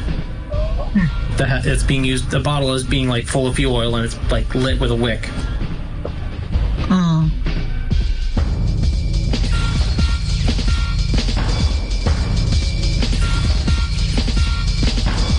Unless or until some fact or action betrays the reason you gave them. Right. But how quickly does that happen? If I grab the bottle from him, the empty one, and smash it on his head, does he instantly shoot me? He doesn't appear to have a gun on him, but I mean, if you hurt him, he's going to no longer believe that you're okay and attack you. No, Ben, he just gets knocked out every time. That's how it happens. I mean, I'd say with this you have a +1 going forward, but that's about it. Or I could go to get the alcohol, like, so it looks normal, bring it to him, but just, like, smash it then. Or, as I'm holding out the bottle, then I also shoot him. So he's distracted by reaching for the bottle. I'll still let you have 1 going forward with that. Beta trap! Unless you want to roll beta trap. Yeah, beta trap. She should just roll. No. To choose this for you. You draw your prey in all the way into, otherwise they only approach. Your prey doesn't suspect you, otherwise they are wary but alert. Don't expose yourself to extra... You don't expose yourself to extra risk is what I'm going to pick for you. So that means that they approach you and they are wary. So yeah, you go to give them the bottle and he looks up at you and he's like, wait, you are one of those... And he like gets up and he is immediately like wobbling and stuff, but now he's wary of you, he approaches you, but you missed his initial like being able to grab you. Shoot him, it's unarmed. Yeah, can I just... He's unarmed and entirely impaired. Yeah, can I single combat him? Or Yeah. like, would he not even fight back? No, he's definitely wants to fight back now. Right, so I'd say you're damn right, and I just go to shoot him. Yeah, so go ahead and roll. And you said I can use +1? Or was that for the... No, that was for bait the trap. Oh, which actually, wait, that gives you a 7. We need to make this so that it can actually add bonuses. So now you choose one then. Okay, so choose which one of those you want, unless you want to just do the same thing. Basically the same thing. Okay, so yeah, go ahead and roll the single combat then. No. The rolls are not great tonight. Your opponent chooses 1 against you. You inflict terrible harm. You suffer. Alright, you suffer 1 harm. Okay. After you exchange harm, do you prefer to end the fight now or fight on? If both of you prefer to end the fight now, it ends. If both of you prefer to fight, this guy prefers to fight.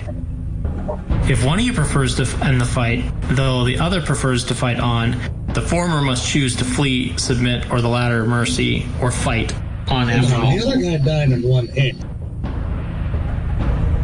Say what? The other guy died in 1 hit. How much else does this dude have? This person, no, Michelle suffered 1 harm. He didn't. No, the previous guy she fought. Yeah, he died in 1 hit.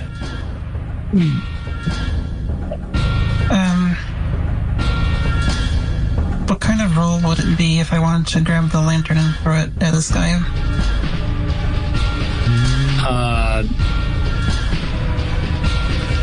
Could I make it a cool roll? Somehow. Sure, if you can argue it.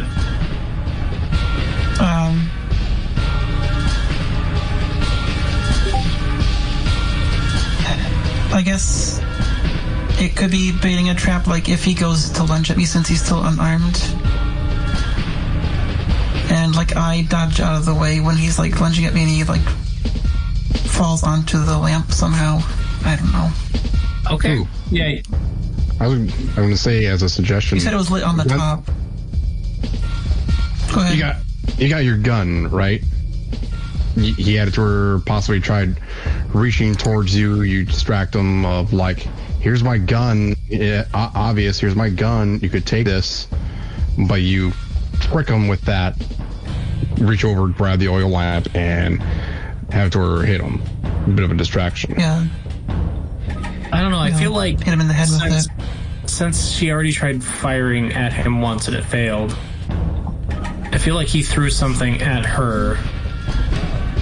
So I don't think he'll go for that. Wait a minute, he's not injured? No, he wasn't hit. You exchange harm. Yeah, and he chose to... Her harm versus his harm.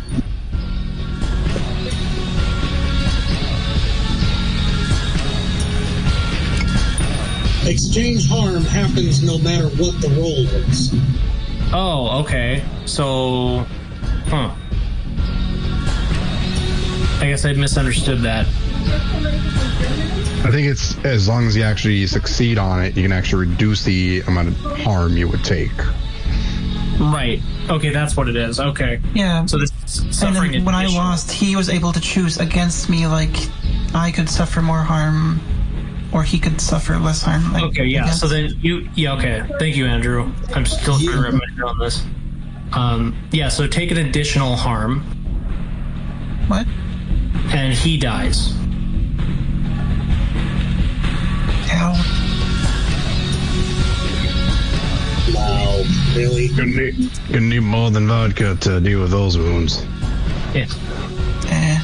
Yeah, you now need help. Yeah, so you go to fire at him. I just open my brain and hope something will come save me, except that would be terrible since I have -1. Funny you mentioned that. I've been waiting for you to open the door. So yeah, you... Which door? The door to the prison. Anyway, so you walk...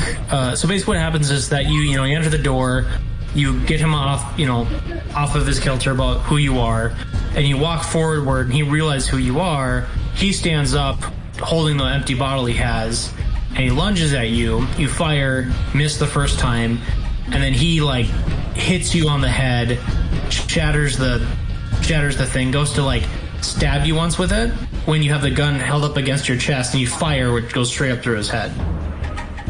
Oh damn. Yep. So you are now standing there in the guard barracks, and you can hear commotion on the other side of the wall where the little prison is. And I am in extreme pain. Yep. Yeah, I guess open the door. Yep. You open the door. Can you roll open your mind in the maelstrom? Open your brain. This is gonna be awful.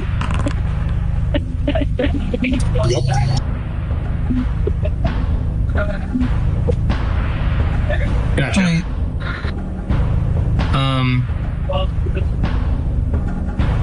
Yeah, so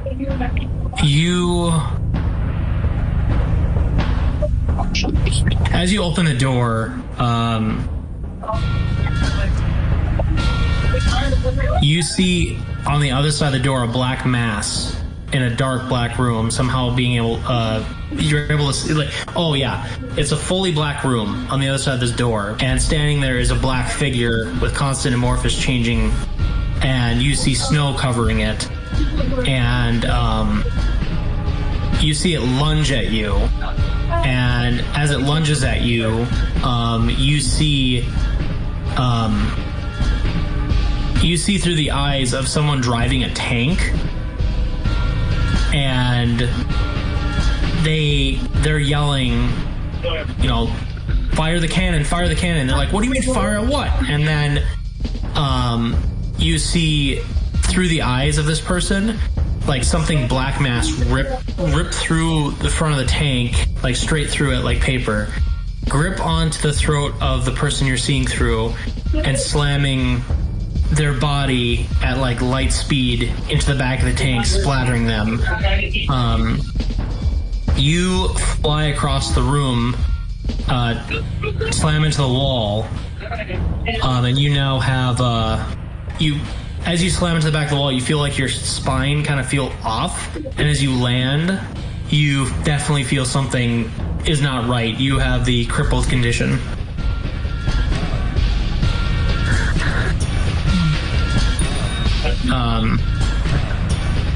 And all of a sudden you are back in your body and looking at from across the room at the open door where the prison is.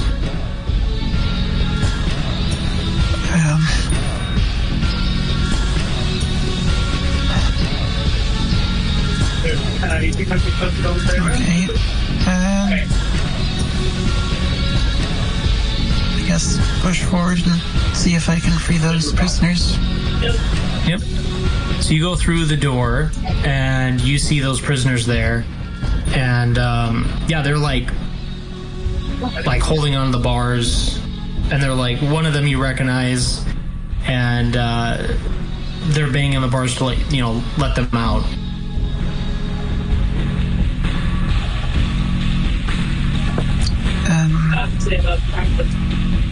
I wonder if there's some way I can convince them. If I let them out, can they help me get back to where that radio broadcast is coming from, the speaker broadcast? I mean, you don't have to convince them. Just let them out. But will they help me? Yes, they are your people, and there's a rebellion going on. They heard the radio broadcast. There was a radio going on in this room. Leap us out! Leap us out! Yeah. Yeah, I'm gonna let him out. Yeah. It was just the one guard in the outer room, right? Yeah. Okay. Yep, so you let them out. For this? No.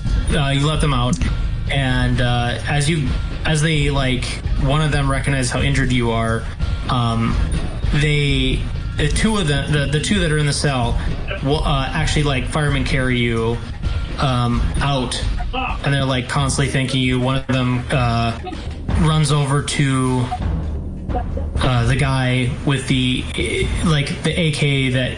I suppose you never used your AK, did you? No, the AK got jammed in the truck. No, the one from the guard in the tower. Oh, yeah. Yeah. Mm-hmm. We'll say you've had it I had a different role. Probably, but you have it wrapped around your neck, and one of them grabs it and is now holding it. They help you out into a small little snow vehicle, and one of them gets in the driver's seat, and the other one grabs the medical kit, and they're starting to work on you.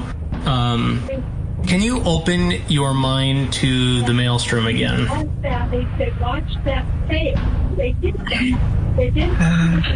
that doesn't apply.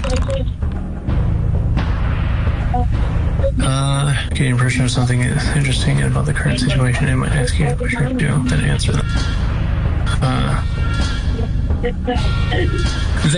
So as you're driving, there's this constant shift, and you keep seeing that black mass, and it's tearing through people, and it's this constant painful, every time there's this searing pain of them working on you, you black out for a second, and that's when the image of the mash appears. Then you get a sign from, you've seen Cabbage before and Doc Blue, and they're Doc Blue is standing on top of the radio blaster, hollering down at people, organizing, and giving orders.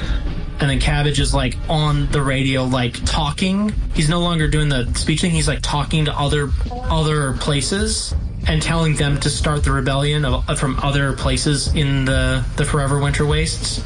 And then it jumps over, and you see this group of cowboy hat wearing thugs. You've probably seen them around at least once or twice. Raiding whole guard stations and gearing up full equipment, and they are hanging guards and your own people, if they were trying to help the guards. And then you jump to Andrew, what was your character's name? I forget. Zhukov. Yeah, you see Zhukov, and they are currently working.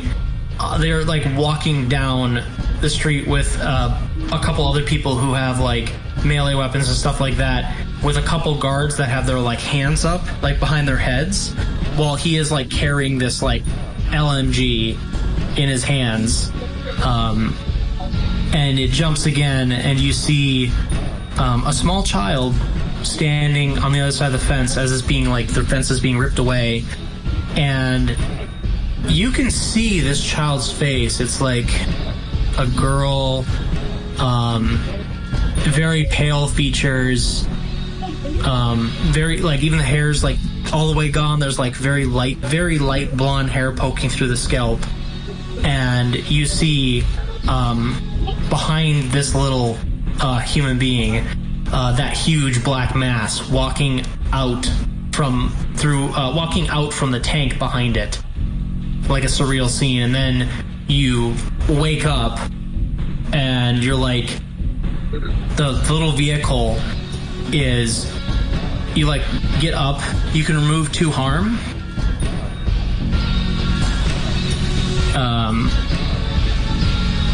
You get up and you look out the window and you see the crowd of people, and you see hanging guards, people that are hung. You see spray paint on the sides of the tanks to your left and right.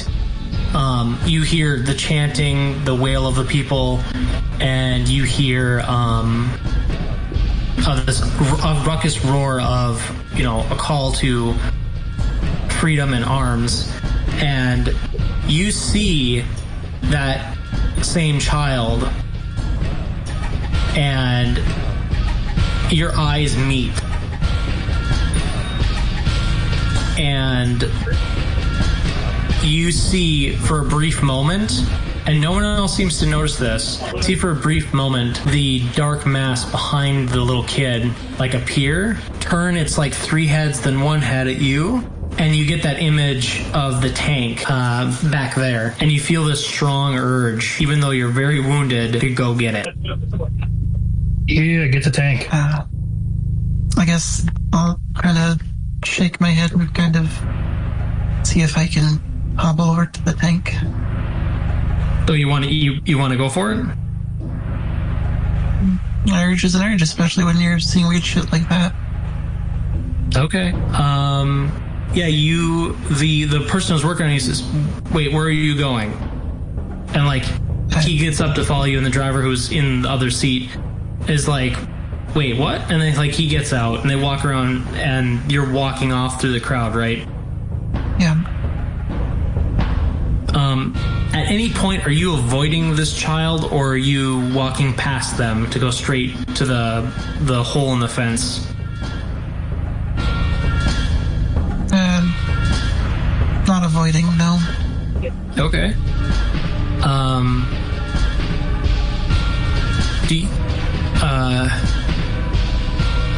Milo, you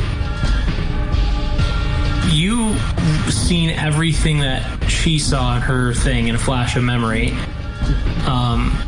Do you do anything as this person walks past or approaches you? No. Okay. Not aiming anything at me. Doesn't seem to be hostile towards me, so... Right. Yeah, we're all a little busy. Yeah, and apparently someone's wanting to talk to me, wanting to help me, so it's like, I'll accept what's going on right now. Okay. Yeah, so the 2 drivers follow you. You walk past this child.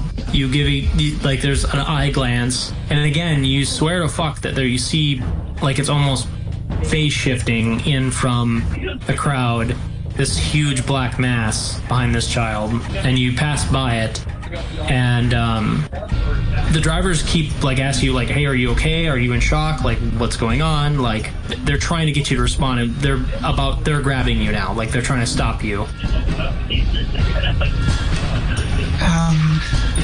I guess I'd try to explain in my kind of maelstrom-addled stupor that we need this tank. We need it for the revolution. Sounds like you're trying to convince them. And he looks at you and says, what tank? They have a tank? Can I not see the tank from where we're standing? Is it like no? it's kind of a really snowy night, and it's a little bit far down. Like if you look down the street where it was, its forward lights are beaming, and it's like sitting in the road very far down. So all really you can see from here is a silhouette with the snow, and then like there's light. So it's really hard to make out from here. So I've seen it, but they haven't. I've seen it through like that vision or indication through the vision. So I'd say something like, did you not notice it? It's like right over there, and like try to get them, like show them if I can. You are going to need to convince them because they're like pretty sure you're in shock. Okay, what kind of convincing? It seems like seduce or manipulate. You can also read a person and use that information to get an upper hand.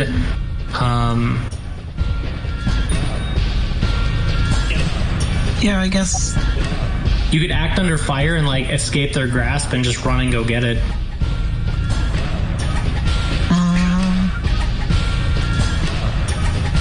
Yeah. I'll act under fire. And as I'm like doing that, I'm like, no, it's definitely over here. We really need this tank. Okay. It's not hard. Okay. Yeah, you do it. You rip your way away from them, and then some of the crowd peels away and is concerned, and you take off running, and there's like this like Balto scene of you, like the camera's like watching you run down this long street, and you hear the guess that was Eric had a duck. Yep. Oh, okay. With this long scene of just you running towards this tank, and we cut to, damn it, I wish I was faster. We cut to Doc Boo and Cabbage. Doc, you are going through the streets with people, and you are pretty certain you've secured this area. You find yourself in a position of there are people actively following your lead. How do you handle this? Well, let's see. The objectives we were going for were the blaster, get the crowd to storm the main guard barracks. Did we do that successfully? Yes. Did we get all the prisoners released, all the captives in the pit released? Yes. And did we get to the motor pole and secure the transport buses? No, that is the thing that you are currently gathering people to do. Shit, let's do that now. Yeah, so, you meet up with, I forgot Stump's character. Draco. You meet up with Draco and Zukov, and there is, at this motor depot,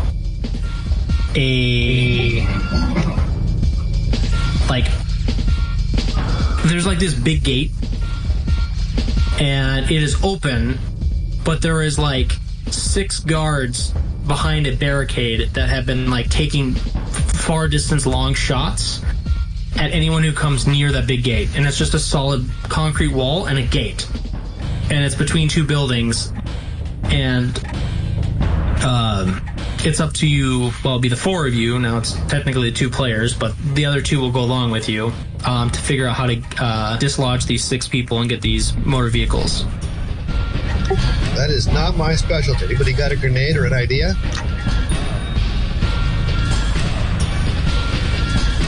Steam can act as smoke screen. All right. How do you want to do that? There's plenty of cooling pipes around here. Okay, that could work.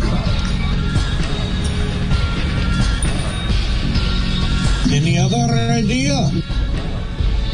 Draco says, I mean, me and my men can just rush them, tie them up. I think the smokescreen idea is a good one. Cabbage is like, Cabbage is like, I kind of like the idea of not being shot. Yeah, need more. We'll break steam pipe, then lay down fire. Yeah, so, Zukov, that's up to you. So let's see, what would that be? I feel like that's like a help action almost.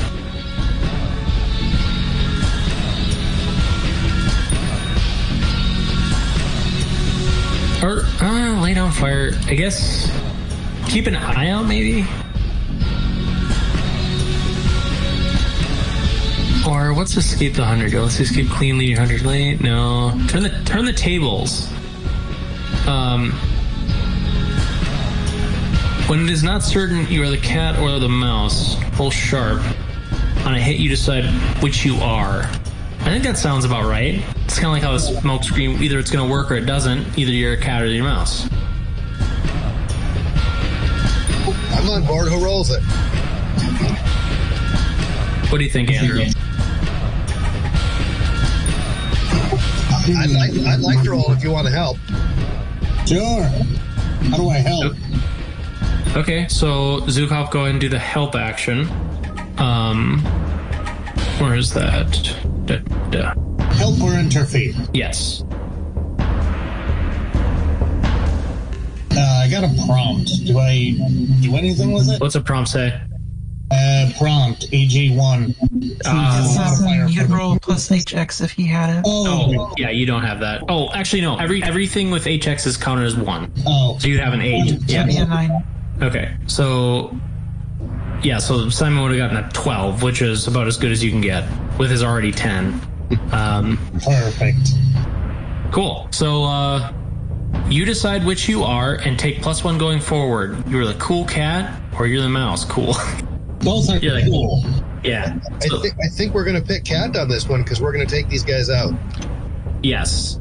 So does that mean we raise our smoke screen? Is that what we're doing? Yes, that would be the implication. The mouse would have been, it didn't work and put you guys in a situation of harm. So, you are the cat. Roll cool. On a hit, you catch your prey out. I'm going to check Draco, because I think he would be the one that would do that. I agree. We should be rolling the cool. Can I roll help on the cool or not? I would say since Andrew did, you can. So yeah, you can roll help on the cool. He's got a +1. Help or interfere. I think it's a basic move.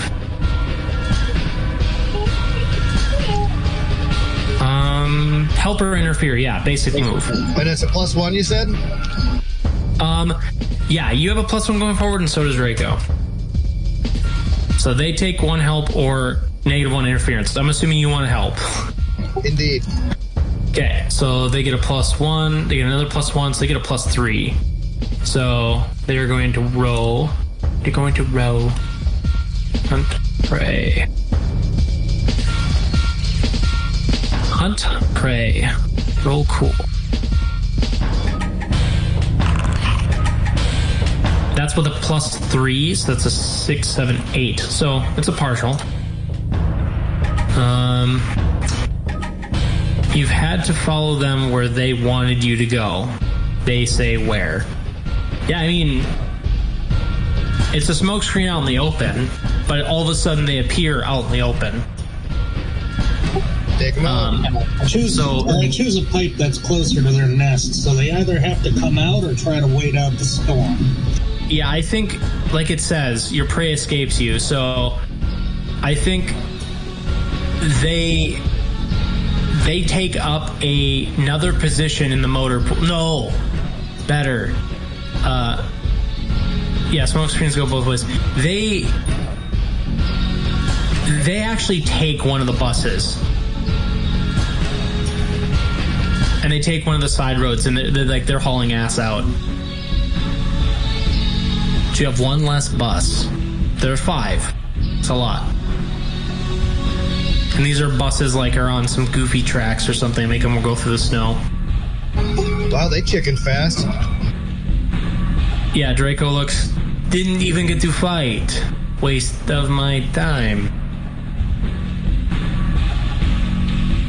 Disappointing, but it is what it is. We continue. Cat was just like, hey, we will live another day, and we got some sweet rides. Bus is sweet ride, eh? Draco says, I prefer a bike. So that's the end of our objectives for the moment, I believe. Yeah, so that dials out this session and this chapter. So, did I finish my objectives? Yeah, that's gonna be the ending credits for this session. Yeah. So the Duke Zukov, Cabbage, Boo, and Draco are like getting the buses, getting the people in it, and going slowly down these paths. And we see people culminating together, getting inside. Other vehicles are being collected. There's like skidoos that are being collected for Draco's party, and people are loading up on the buses. And there's this huge parade that is heading towards I'm unlocking the governors. Yeah, they're all while there's this huge billowing flame cloud coming from the depot where the tankard had hit this fuel storage. And as there's this huge fire, the camera pans back and we see it kind of like hovering. The fire is hovering just above where an old world statue of Lenin is, like where he would be holding up a book, but instead he's like his hand is empty and he's holding up the fire. And as it pans away, we see this huge column just developing. People loading on resources, grabbing weapons. We see guards being executed. We see Zukov like mounting machine guns to the back of these buses. We see them being armor plated. We see Doc riling people in and giving medical care to the injured. We see the Draco like getting his group together, and now they have like this coordinated machine, like submachine gun mounted little snowmobiles. And we see in the front of the column a specialized vehicle that the guards were using as basically an armored SWAT vehicle that we see the Cabbage in, and he's mounted a blaster array to it. And nice. All while the camera fades to black and we find what is your character's name actually? We see Sasha, that would have been Michelle's character. It zooms in on them laying on the front of, or actually laying on the back of this tank, kind of like going in and out of consciousness. And we see there's like a small bit of blood in the snow. And we see it, actually the camera panning would have been showing dots of blood going along these just two footpaths. The lead of the tank, we see Sasha laying on the back of the tank, and she starts climbing up the back of the tank, and rips up the lid of the top of the tank, climbs down, and we just see from the back the tank like turret correct itself, and the tank turn perfectly 90 degrees, and then we see the snow like billowing in the beams of the light of the tank as it drives straight at the camera. And as the tank hits the camera, we hear this auric, the auric music of the people singing of freedom. And that'll be this session. We form Union. We'll call it the Soviet Union. Yeah, so started a bit slow. The next one will be a lot more put together, kind of like near the end. But I wanted the beginning to be a little bit more personal, to learn a little bit about how your characters wanted to play and stuff like that, so the next sessions could be a lot more tailored. Man, so I was also pretty slow rolling my stuff. That's all right. It's okay. We're all learning the game. Yeah, there's only so many times I can, force, oh yeah, I'm rolling cool when I'm trying to incapacitate and kill this person. Yeah, it seems like these sessions were very combat focused. Yeah, the first ones. Yeah, also the problem is a lot of this is going to be your characters going up against stuff. Yeah. So also, I feel like my character's not they're a character that's not gonna be fighting against weird. If she sees something or some shadow thing tells her to do something, she can't really fight back much. Nah, that's fine. But no, this system is a bit weird and is a bit cumbersome at times. It's best that whatever stat you have to try and keep privy to the ability, because I wish I could have all of it in brain to know which ones to do what, but try and keep privy to which stats roll what, and figure out how you can argue to use what moves use what certain stats, and argue which ones and how they can be used in circumstances. That's how you can get a little bit away from the combat. Otherwise, everything feels like a hammer. Yeah, most of the subterfuge is cool except for turn the tables, but like I can get them into position, but then I still have to do something once I have them where I want them.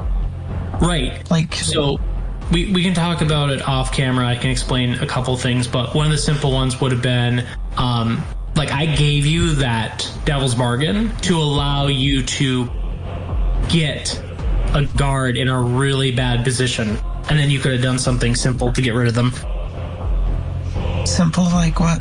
Purge him with flames. Well, once they're right next to you, gun or not, like that puts you in you could have seized by force or act under fire, which is a better role for you. But yeah, it takes learning the system, and there's a lot of goofiness with it. I feel like if people were very versed, everyone was very versed in it, it'd be a really quick flowing system, but it is a little also, we all gotta learn this. If you had me... Go ahead. No, I'm done. Continue. I was gonna say, like, if I had to roll suffer harm every time I took harm, I think I would already be knocked out. So I do not want to use that particularly with this game, because I want to actually manage harm. I'm glad. Yeah, for all of these, MC chooses like what's happening. Yeah, it's one of these things that I'll just link it. Yeah, basically what it is the suffer harm will allow you to, it keeps putting you in a worse and worse situation, and at what point is this like, okay, when do you just take HP damage? So, and I want these to move along, so I want to avoid the suffer harm roll, but I'm glad Andrew pointed out, oh no, no matter what you suffer harm, it's like, oh right, that's how the system works, is that when you exchange harm, you exchange harm. No matter what the roll is, you still exchange harm. Yeah, one is just you have a chance of negating, and one is you take more. Yeah. So, yeah, that's the end. What are you trying to do, MC? Kill us? No, it's just unfortunate. Michelle rolls. Specifically, Shoop's character is kind of designed to take harm and deal harm in a weird way. The correct answer is yes, I am trying to kill you because that's my job. No. My job is to have you guys have a good experience, and I'm trying to figure out how to navigate this with a lot of people. I wanted to try this. I could always come back with more weird, I guess, when I die. Weird, yes. That is the first thing you can do. Yeah, that is the first thing you can do when you suffer 6 harm, is you can just gain weird. Yeah, I have -1 weird, so I'm good. I have 3 weird. It's crazy. Yeah. Hello. I apologize. Well, time to do another hour. I suppose you guys are pretty much just wrapping up almost. Yep, I can run you through what happened. This time the recording actually worked properly, so so I can actually see what's going on. Yeah, the recording last time had the music was slightly too high. I'm still going to have Michelle see if she can try to use some AI or something to maybe get some of the vocals out of it. Because I want to there might be a bit of choir vocals mixed in. Yeah, I wanted to basically rewatch it before we played, but when I heard that the audio was like that, I was like, fuck. So, but this time I'll be able to tie in. I'm taking all the notes I have from this one, and then the next time we play, there's going to be a lot more back and forth. This first one, I wanted to experiment with it, was let's do scene by scene, and then like focus on one person, because I wanted to see if there was a way to make it feel intuitive. But I think the next sessions are all going to be objective, like, oh, do this thing, okay, now you've done that thing, we cut to a timeline, this person does their thing, move on. Oh, but damn it, you got rid of your background. What background was that? Shoop's background. Don't worry about it. I just see a copper pipe. Yeah, don't worry. Okay. Anyway,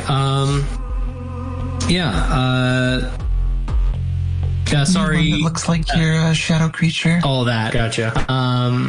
Sorry, Andrew and Simon. I'll apologize to Eric later, but I want to finish out this chapter, and then the next chapters will be more in line with what people expect from a typical game. 'Twas the expected result. I came into this knowing that I probably wouldn't get much action, which is why I took a 45-minute nap.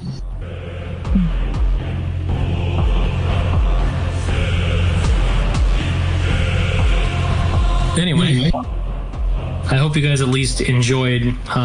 Yes. Okay. Even though I didn't get to do much, I was still listening and learning. I end the recording. Yep.